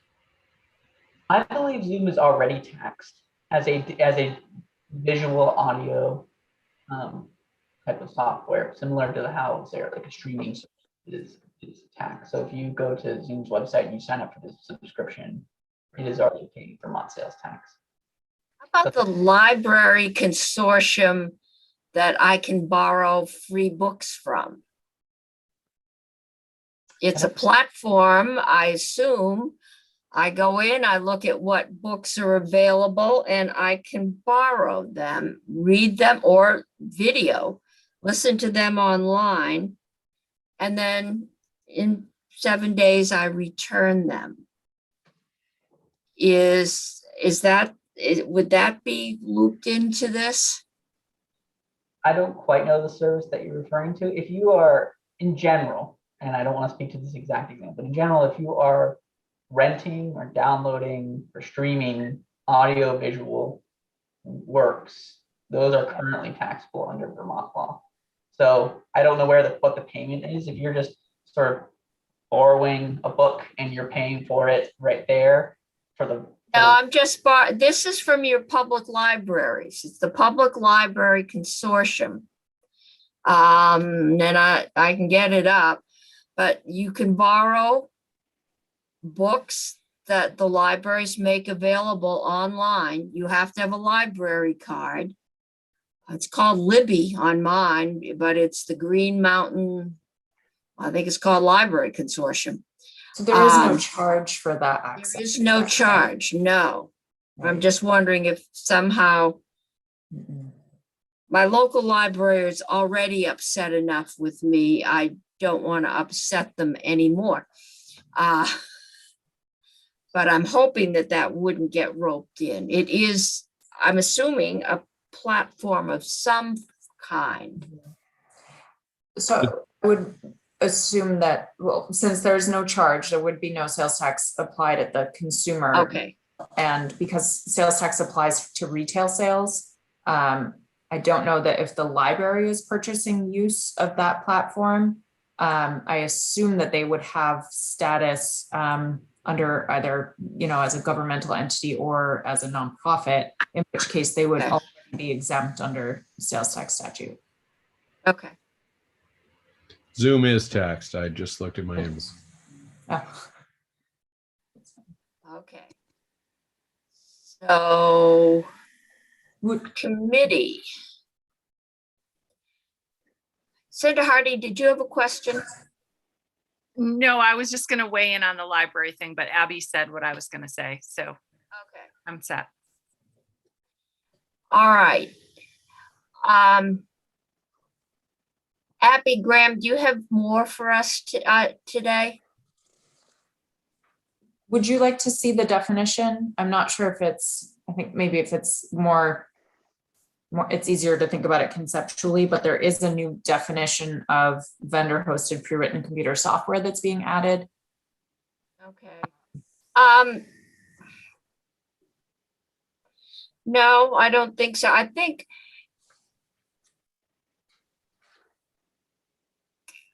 I'm trying to figure out for whenever we take this up again, what would the committee like? I am thinking I would like to have, I think, someone from the tax department, or maybe we can find a CPA, but somebody to walk us through what is the present tax structure.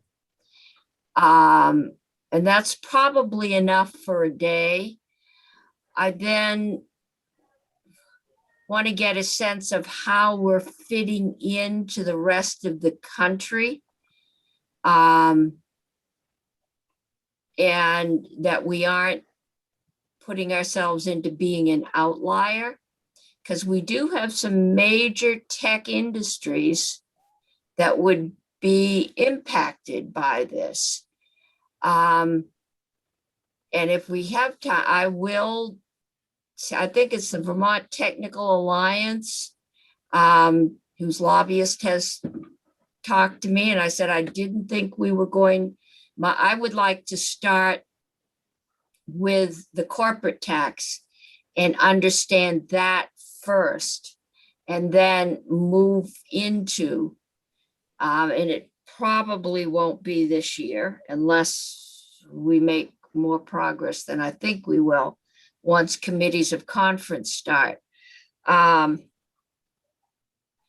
Then we can take a look at the cloud tax, or maybe there's another way to raise revenue, or maybe we'll decide we don't want to do this. So I'm seeing hands. Senator Brock, yours is up at the moment. Thank you. Just a procedural question, Madam Chair. We started this over on this side with a relatively simple bill to exempt menstrual products. Yes. And as things do, this grew. Regardless of what we do, is it your intent to take what we originally started with and perhaps attach it to something else like miscellaneous tax? Oh, what we started with is on miscellaneous tax. It is on. Okay, good. Yep. Good. Yes, we have done that. Good. So we now have a strangely named corporate tax bill, and whatever we do, if it is humanly possible, we will change the name, because that's what I thought was going on this morning when it was announced we had a bill on fireworks. Because that does happen. But I think I'd like to, I feel like my first day in school in financial analysis, when I couldn't get the separate sample problem to work out. And I had my friend who was a math teacher, and she couldn't get the sample problem to work out. And when we finally went to the professor, he said, oh yeah, there's another table you have to use. But nowhere did it tell you that. And I feel that kind of, I just can't get even start to get my head around this at this moment. So I would like to start with what the present system is, what we want, what the problems are we're trying to solve, and then move into solutions. But I can be corrected. So I've got Senator Pearson, Sirotkin, and Bray, and Um, Hardy. Just you asked who we wanted to hear from. One of the concerns I've had about the cloud tax is that we actually had it for a little while, and the tax department sort of begged for mercy. And so I don't know if there's anyone around from that experience, but Yes, me Sure. and Senator Ansel. I'd sure And like a to very understand. long walk at night with some private guarantees to let us go home. This has been a long, and I believe when the Shumlin administration came in, the new tax commissioners said that the tax department was not capable, and this was just on software, the if you download it, it wasn't the platforms and the services and everything else. And the tax department just said, we don't know enough, we can't, we couldn't do this. Anyone And that it could help us died. with that experience would be valuable, I think. Okay, and maybe Abby, you could look up and see if there are any statements from the tax department. I don't know if they ever wrote anything down, or it was just, nope, can't do it. And it was more of a political. I know that administration did not support the cloud tax. I know that the chair of Ways and Means has who is a former tax commissioner, has long supported the cloud tax. I don't intend to get to the cloud tax because it is highly technical this year. I think if we can even start to lay the foundation for the corporate tax this year, we will be lucky. And then when we're all fresh next January and in person, maybe, we can, at that point, decide, if we want to make changes to the corporate tax, what they are, then we can look at the revenue impact, and then we can decide how we might like to make up any revenue we might be losing. I think it's fair to look at this. The other body thought it was important enough to do it for over 2 years, but I've made no commitment other than that we would look at it. And I would say I have a lot more reservations about taxing services and platforms and structures than I did. The simple thing was I now get a piece of paper that sends me to a website and I can download Office. But if I access it online, I don't have to pay this. That is understandable. We got a lot of testimony last time we took this up. There's one company that does hotel motel reservations, and they do a lot of, I guess, custom programming. And the question was, where does prepackaged software end and where does a service begin, and how do I divide that out? And I believe that was the point. It was at the end of the session. We just dropped it. I think it was probably not last year, the year before. So this year it just says, well, we'll tax it all, because it is hard to separate out. But that's a lot more stuff we're taxing, and I'd like to talk about that and talk about why are we just going to tax this service and not other services? Because there is other services such as architects in which you get something physical. Surveyor, you get something physical, and that's a much broader discussion. So anyway, Graham. I just wanted to volunteer, myself and Abby, we have done presentations on these exact questions for the Ways and Means Committee. Okay.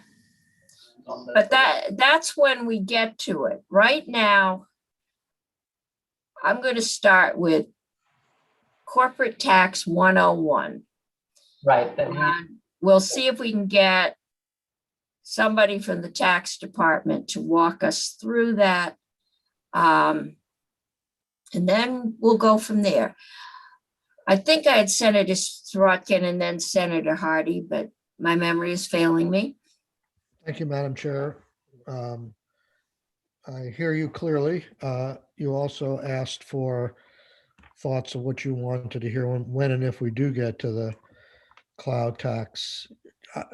I for one, it's really hard, but I really think we need to somehow make some changes to our tax code along the lines of the Blue Ribbon Commission at some point. Our economy's become a service economy, and we're losing tax revenue that we otherwise should have. You're right that this is just one piece of it, but in this particular piece, I know we're going to hear from the tech industry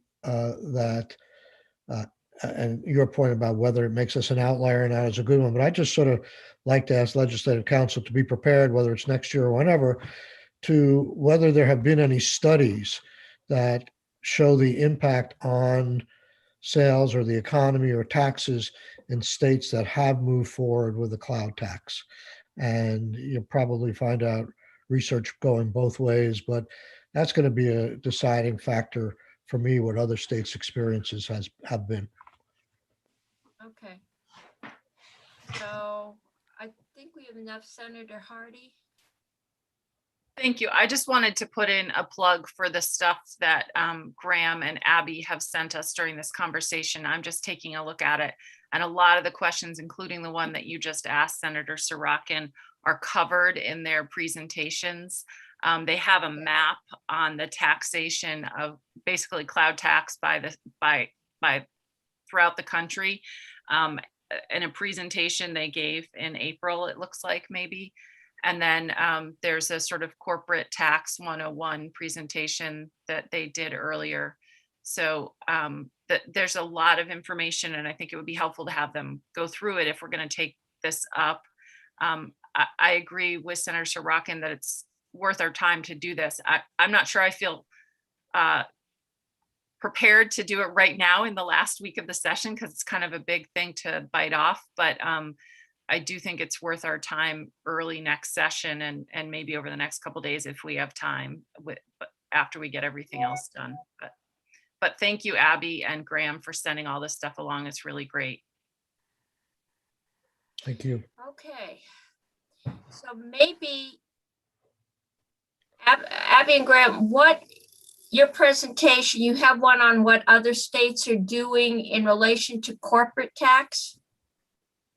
Yes. Okay, so we'll see if we can get someone from tax or elsewhere to walk us through what the present corporate tax is. And then we will go through your presentation. If you can do that, all subject to scheduling, committees of conference, and who knows what else. Sure. Madam Chair, our presentation does do an overview in a little more detail than we're prepared to do today of corporate tax structure under current law. And then also. Okay, so maybe we'll just start with you and see if somebody from tax can chime in. All right. Okay, committee, I think, nope, Senator Bray. So you were asking, who do we want to hear from? So the first name I wrote down was Commissioner Bolio. I don't know who in this department, but he's or always helpful. designee. Yeah, he's always helpful. We did eons ago talk to the Blue Ribbon Tax Commission. I wonder if they wrestled with this and might have something to share. I don't know. Director, As a are they check-in, even still functioning? well, maybe an emeritus member of the Yeah, panel we'll or see. something, like whoever chaired it or something. I know they didn't, well, they recommended going to service with a service-based sales tax, Right. which was also in the original.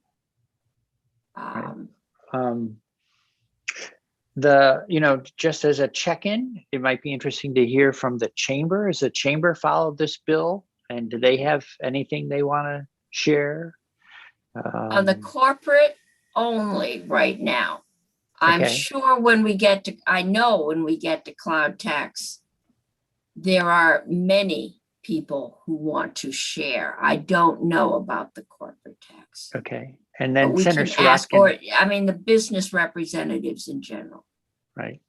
And then Senator Sirotkin mentioned the tech sector. I'm thinking particularly, I think we just learned a few weeks ago that Global Foundries is responsible for 40% of Vermont's exports. So if they're taxed in a significantly different way, I would just want to make sure I understood the implications for that business. That's good. We'll ask them in. Okay.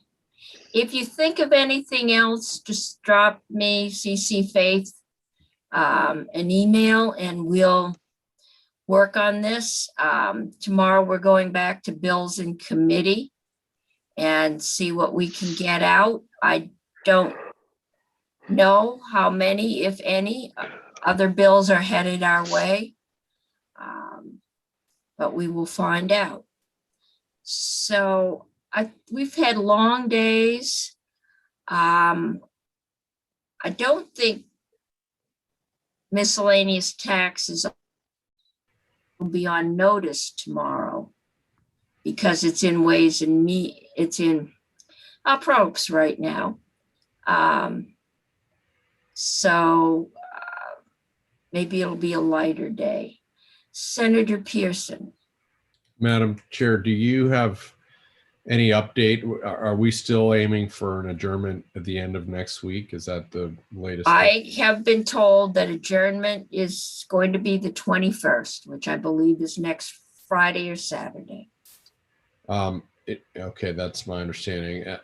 In light of that, and you've made it clear where you stand on further complications to the energy bill, but I wonder if there's any appetite to look at it where we were a few days ago. And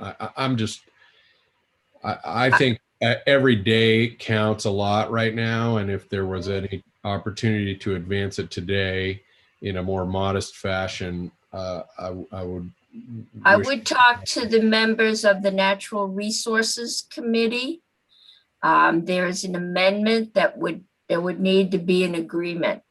So if that agreement can be reached, that we would do the bill as last presented to us, that could go on the agenda as early as tomorrow. Okay, so I would talk offline to the other interested parties that were pushing this. And we'll see where it goes. All right. One last question, Madam Chair. Are you pretty sure we're going to have a conference committee on the miscellaneous tax bill?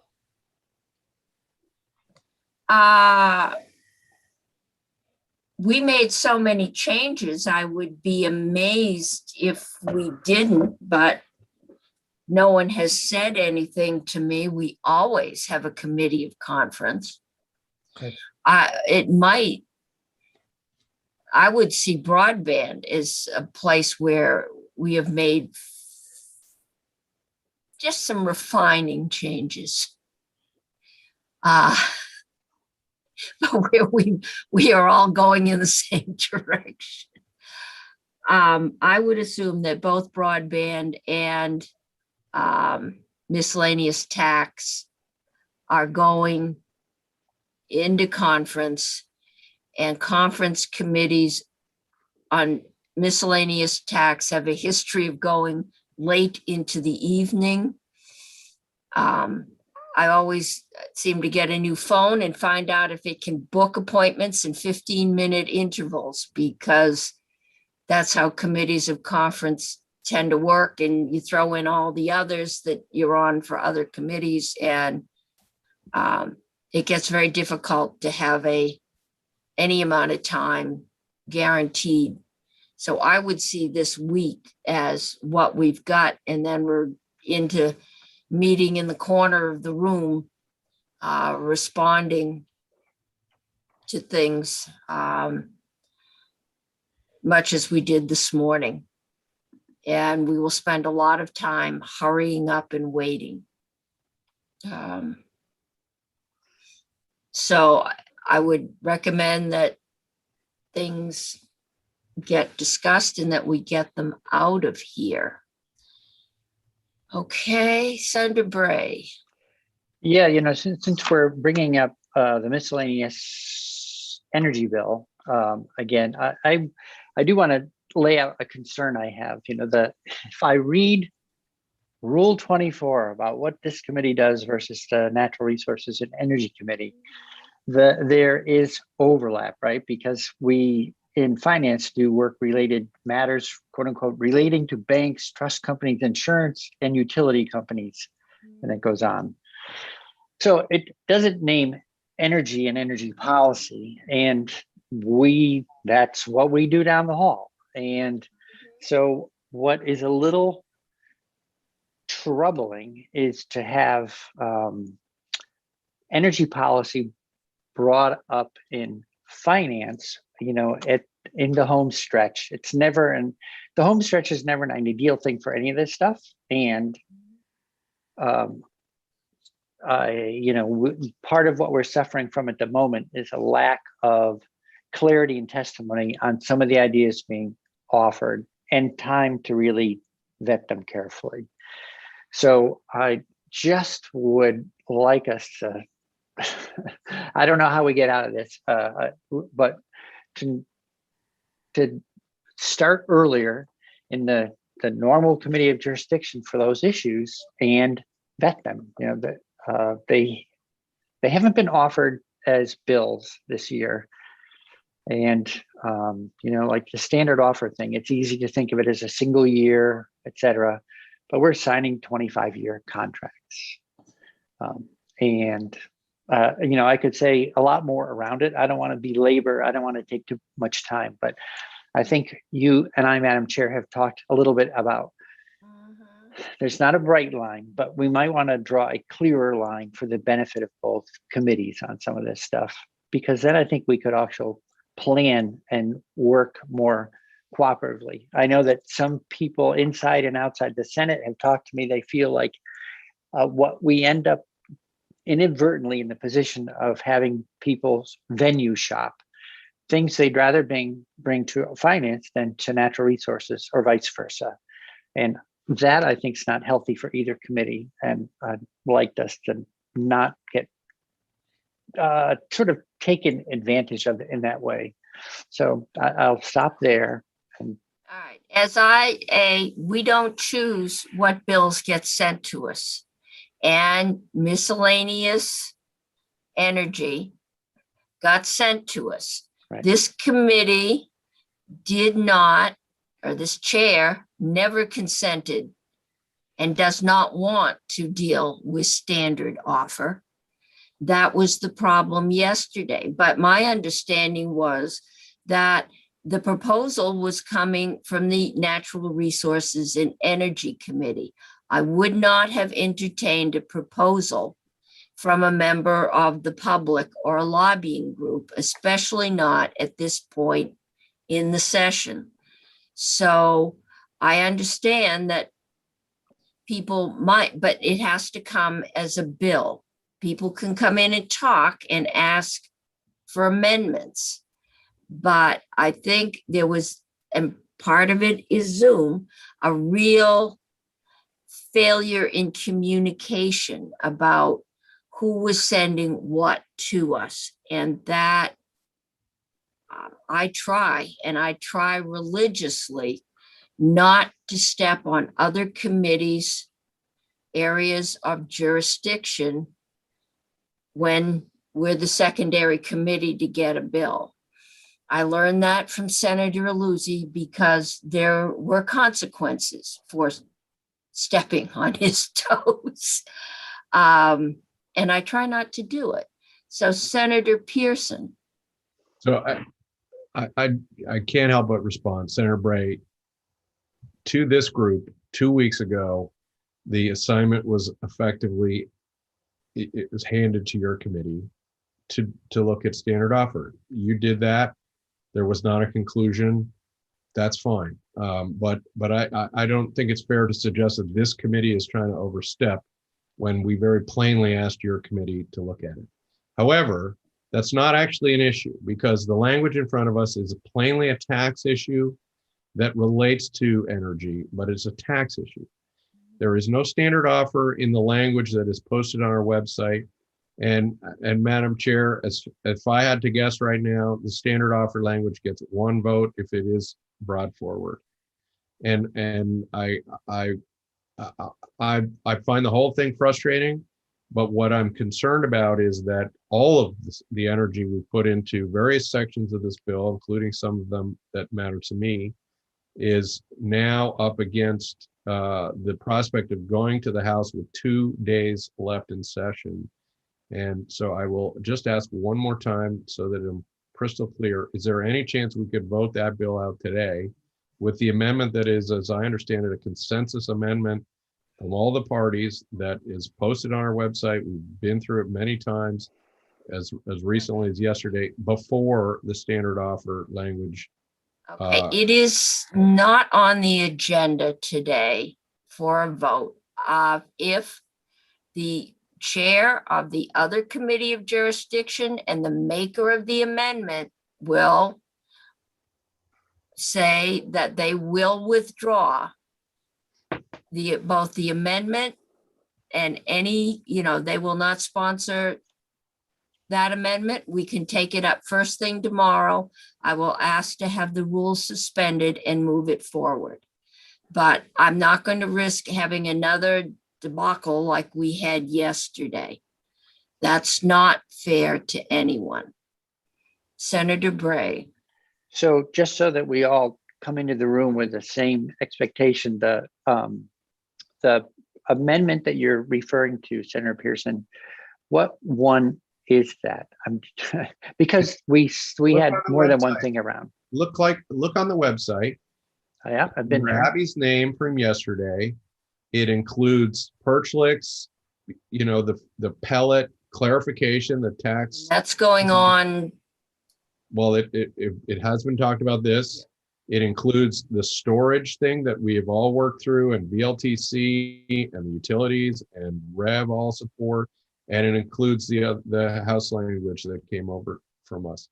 And it's the taxation of. Madam Chair, just to be super clear, I'm not asking about tomorrow. I'm hoping we can vote on it today. I think I'm really worried that we, I don't. There's not a rule suspension. There is a question of time, and yes, there is for all of these. That includes the miscellaneous revenue bill, which Senator Sirotkin asked us to pass over, and I'm not sure why that isn't out at this point. So, Senator McDonald. Madam Chair, what I have learned since those of us in Natural Resources recommended the amendment that I put forward is that the notion that the standard offer program is coming to an end is not traditional in that it expires on a date certain. The standard offer program puts out a certain amount of electricity to be bid on, and bidders through the through bid until all that electricity has been consumed.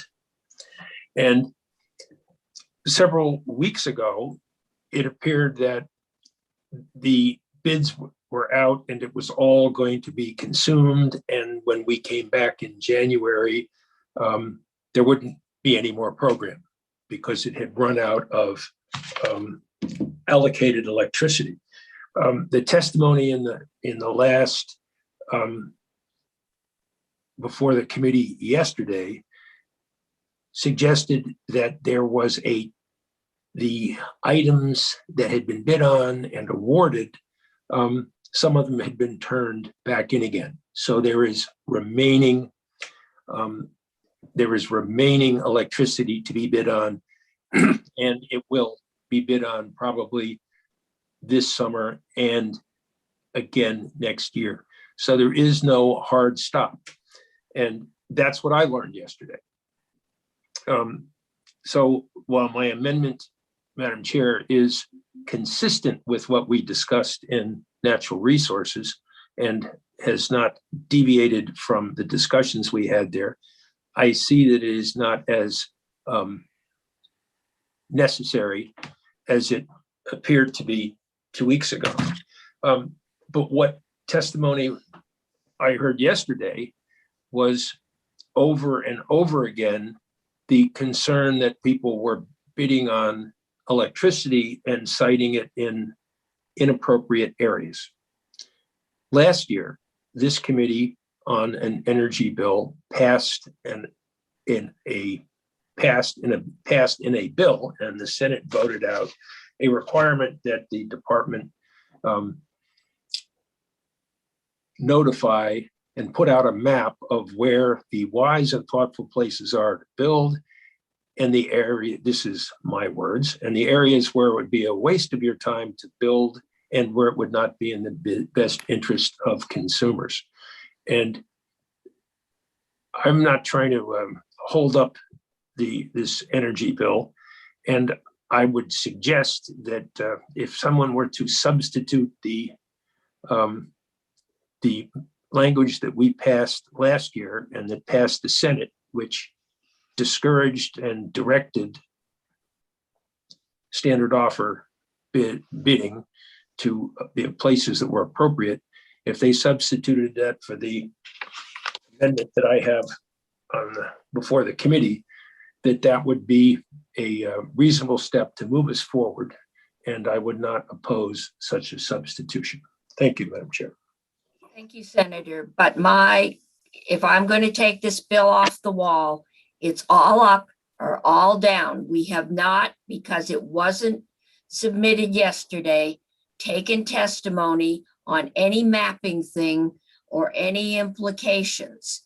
And so that bill is either going out in faith, if you can post it, that there is a discussion and possible vote. I'm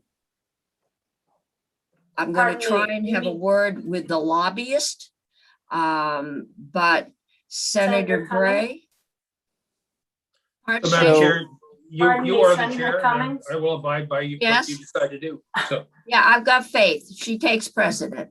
I need a hand here. Do you want me to post this for today or tomorrow? Post, yes, we're having a discussion, so post discussion and possible vote Today. today. Okay. That's what Senator Pearson has asked for. All right, Senator Bray. So I'm asking for a clarification. I don't know if when Senator McDonald refers to mapping having been voted No, out. we're not talking about that. It is not Okay. on the bill. If Senator McDonald, we're not talking about, Okay. you can do it as a floor amendment. If Natural Resources feels this is worth doing, it's your domain, do it as a floor amendment. Does this bill come out as it is today? Senator Hardy. Thank you, Madam Chair. This is so confusing.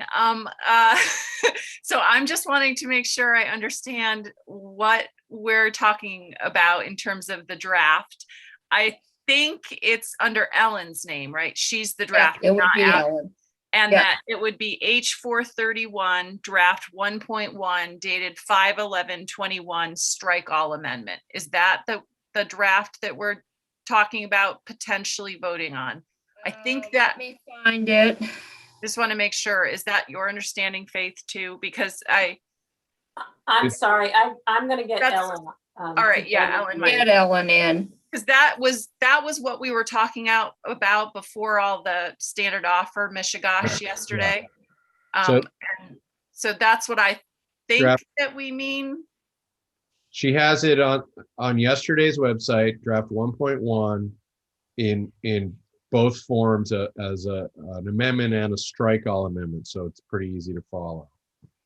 Right, because I had asked her to do a strike all amendment with yellow highlighting because it was hard for me to follow what, even before we got into all this, it was still hard to follow. So it's like a morass of a morass. That is the bill we have been taking testimony on for a month or more. And that is the bill, and probably the strike all, because I think that is easier to understand. Yeah, and And I that just, includes reports of accident investigations, that just removes some double investigations. House language. Public records exemption, you don't have to publish your cybersecurity plans. All right, this, a bylaw under this chapter shall not regulate, and that's a public utility power to electric generation, because that's the term that's used everywhere else. We took out, we're only doing energy storage generator up to 100 kilowatts and not letting the commission do any more. We're defining storage as having the same meaning as energy storage facility. And then we did some work on aggregators. That's all in the bill as it came to us. What we did is we added on, let's see, the facilities have a simplified application process. Okay, we took out the section and they had to, if it didn't happen within 30 days, it was granted. 45 days. And I think we left it to rules to talk about how many days was appropriate, because that's what usually happens. Under We didn't comments, do Ellen, anything with the Nuclear Disarmament Commission. Ellen just joined us. Okay. And the energy storage facility kilowatt and plant capacity shall be defined in 30 VSA, just to make sure we've got all the same definitions. Okay, and then we get into what we added, which was the property tax, saying that storage facilities, do we make the change about capacity? Ellen's here, not output. That was a request from VEPSA, I believe, or Vermont. Yeah, not capacity, but I think that's. Yeah, the capacity, not the output. It has so much it can hold. The output varies widely. And that was what Andrea had asked for. right, it's basically what it says on the sticker. Yeah, Right. you've got a 9 volter here. You may be putting out 9 volts now and 2 Yeah, volts. it's the energy rating. You'll see it on page 18. Page Plant 18. has a plant energy rating of less than 600. Okay. What you wanted. We tax storage facilities the same way we do with solar, which is the land underneath stays taxed at similar rates in town. Right. And then I think that the section 21, which is the wood pellets, may be going on miscellaneous tax tomorrow. If it does, we can just have a floor amendment to strike it from this.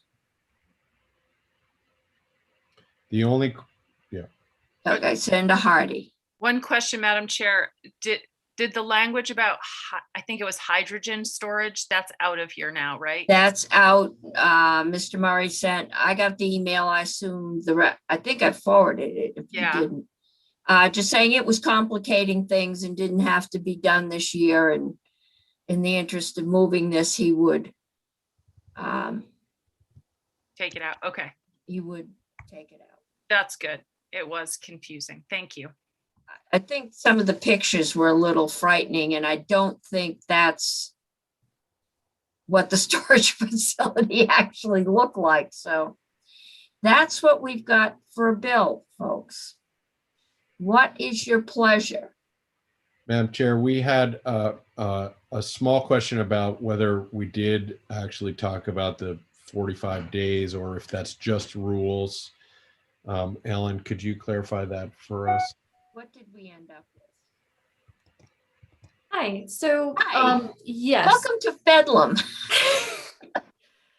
it's May 12th, of course. So yesterday your committee did discuss, a 45-day, deemed approved window. The strike all that you were considering, it's not in there.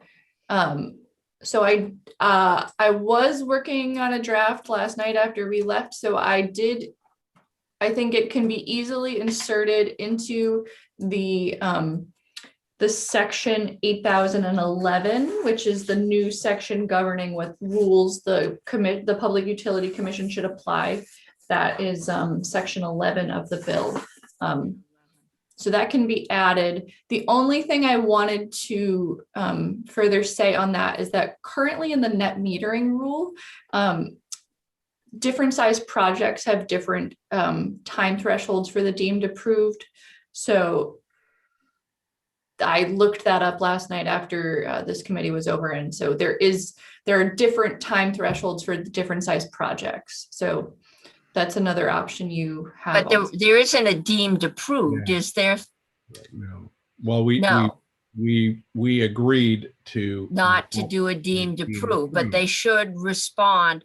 But I think the testimony yesterday was that as part of the rulemaking, they decide what is a reasonable time to make a decision, and that goes in the rule. And I thought we agreed to put it into the instructions for rulemaking. So that's a good clarification. I wasn't sure if you wanted the 45 days in there or if you just wanted them to direct to set a date. It originally, I think, settled on the 45 days, and then the commission came in and said that that's not usually how it works. Usually you let us sit down, look at the scope of work and say, okay, this will take us 30 days or 10 days. And then it goes into the rule that we'll make a decision within 10 days. Senator Pearson? Madam Chair, are you more comfortable with that approach where we just say, because as I understand it, developers want certainty. They're, Yeah, 30 no, days. I don't have a problem with either one. The department requested it. Won't be the first time we don't give them what they request. So we were all agreeing there's no deemed approved. Right. And so the question is, do we just say it's 45 days or do we say established by rule how your time frame? I think we just, at this point, it is simpler to just say 45 days. Well, what's in there? That's what's simpler, Alan. Right. Nothing's in there right now, I think. Nothing is in there? Right. Yeah. Okay, so where was I? You think You it goes laugh, in you 11? Okay, Senator Bray. So 45 days seems fine. The only thing I sometimes in the application process, things come up and it takes longer. So there, I just would want to make sure that we don't, it's not an ironclad 45, there's a default.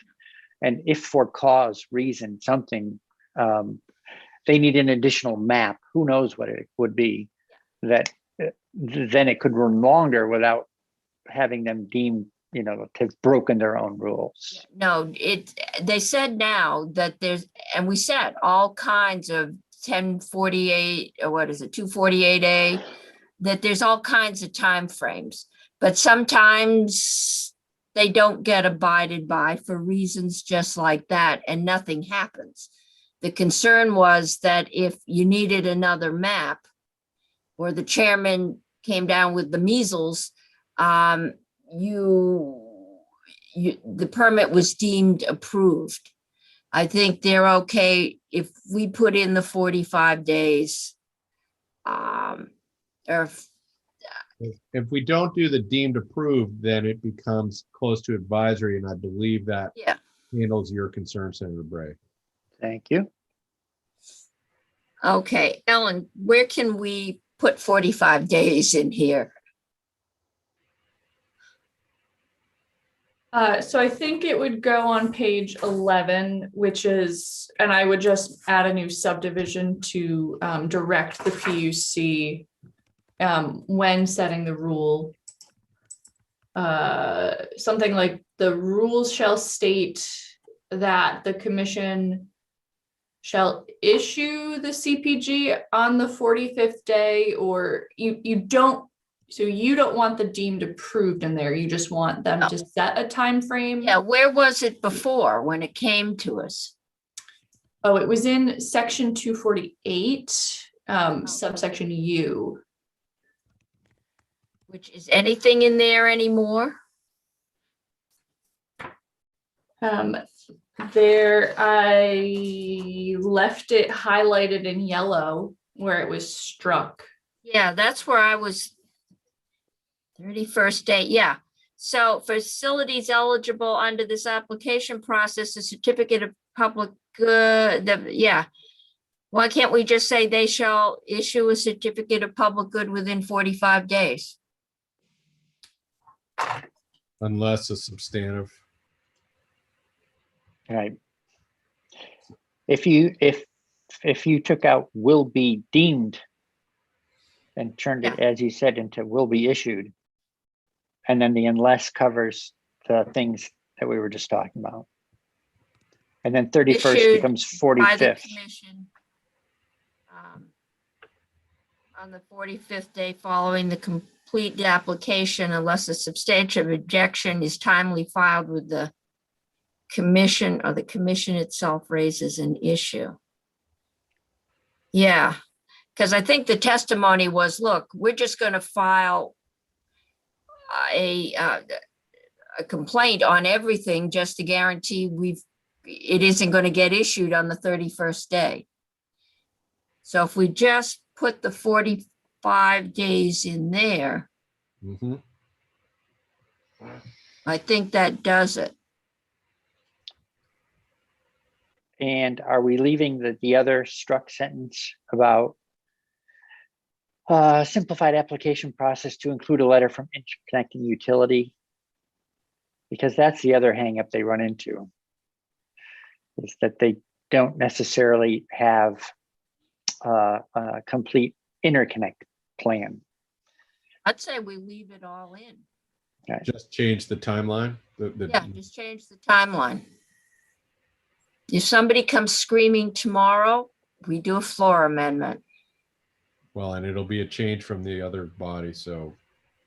They can do another floor amendment, and they can go scream to them, and they can do it with further proposal of amendment. And I think, Ellen, all of this gets then lumped into a rule permission down at the bottom, if I'm remembering, right? There's, right.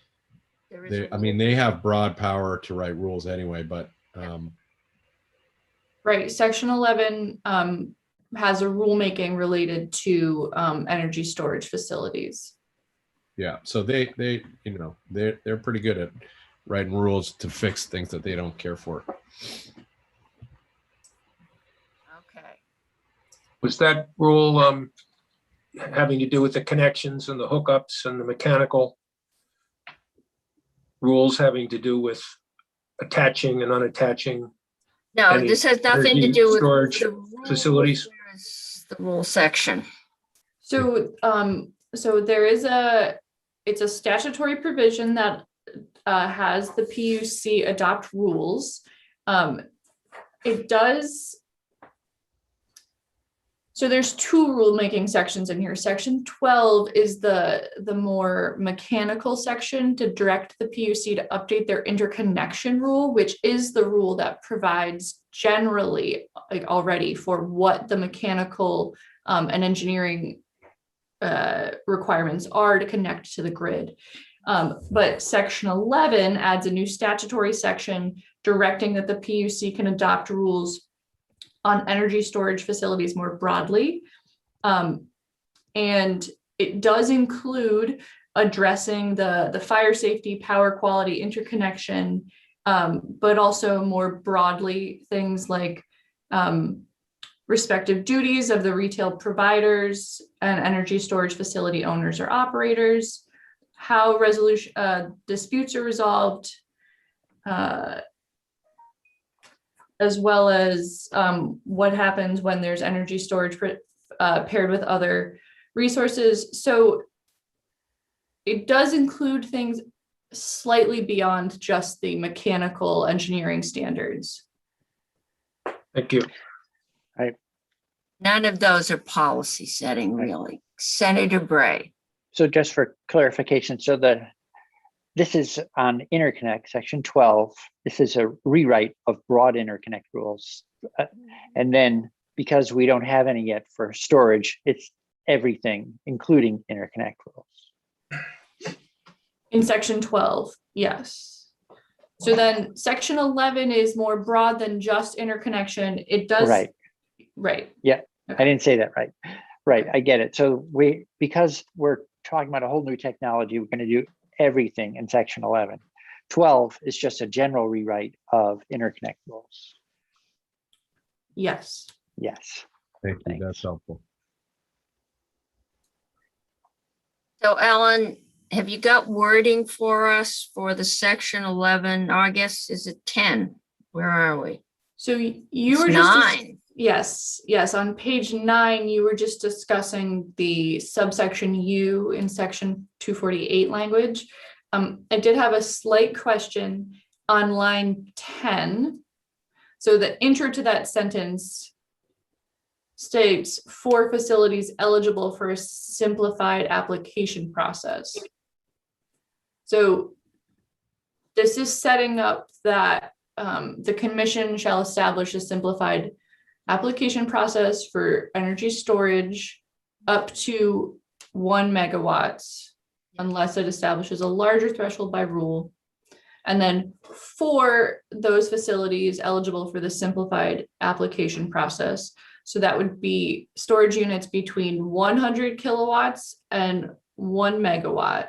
Yeah.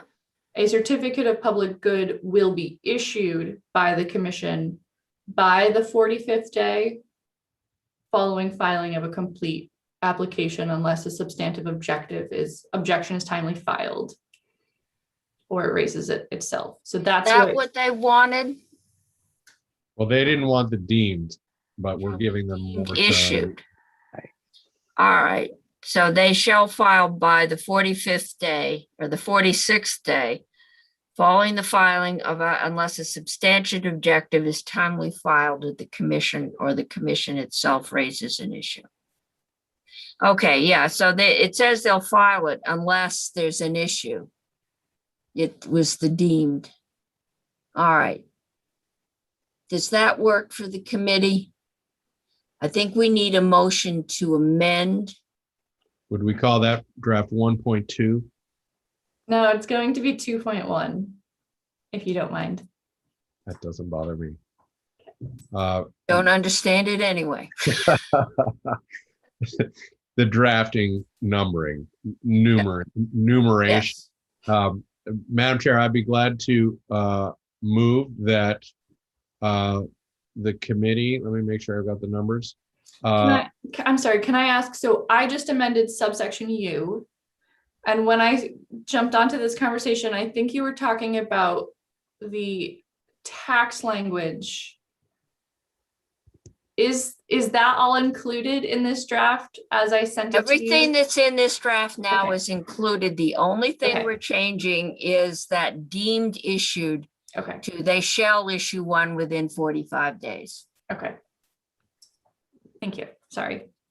And otherwise, you had incorporated a few little suggestions from somebody yesterday that made sense. That was around definitions. So Yeah, it's all that what we're looking at in draft 1.1 with this tiny change. So, Madam Chair, I move that we amend H 431 with draft 2.1. okay. I always feel Further like there should be- discussion, and what we are changing is that section U. That's the one change. Except the deemed to be. Yeah, we're taking out the deemed and we're putting in they just shall issue something in 45 days. Okay, so it's draft Okay. 2.1. Thank you. Yeah. Further discussion? If not, all those in favor say aye. Aye. Aye. Opposed, say no. I'd heard no, so I'm going to deem it 7-0-0. And now we need a motion to approve as amended. Madam Chair, Yes. I move to further amend the bill with the language that I had to extend the program that was put up yesterday. So All those in favor say aye. all right. All those opposed say no. No. No. No. I am hearing that as 6-1-0. Other way around. 6-0. 1-6-0. 1-6-0. That's right. It loses. Okay. I need a motion as amended. So moved. Senator Pearson has moved. We approve. What bill is this? H 431 as 431 draft 2.1 as amended. Further discussion? If not, all those in favor say aye. Aye. Oh, say no. No. Okay, so that is 6-1-0. Senator Pearson, would you like to report this, or have we given you? Madam Chair, I will do anything that will help you at this particular moment, and I'll be glad to. report. Okay, I so will that's report it. with Ooh, gratitude. Ann, cash in, Yes. cash in. Cash in, okay. Well, now I'm going to go deal with the fact that somebody at UI has filed a claim in my name and that they apparently have my social security number and my birth date.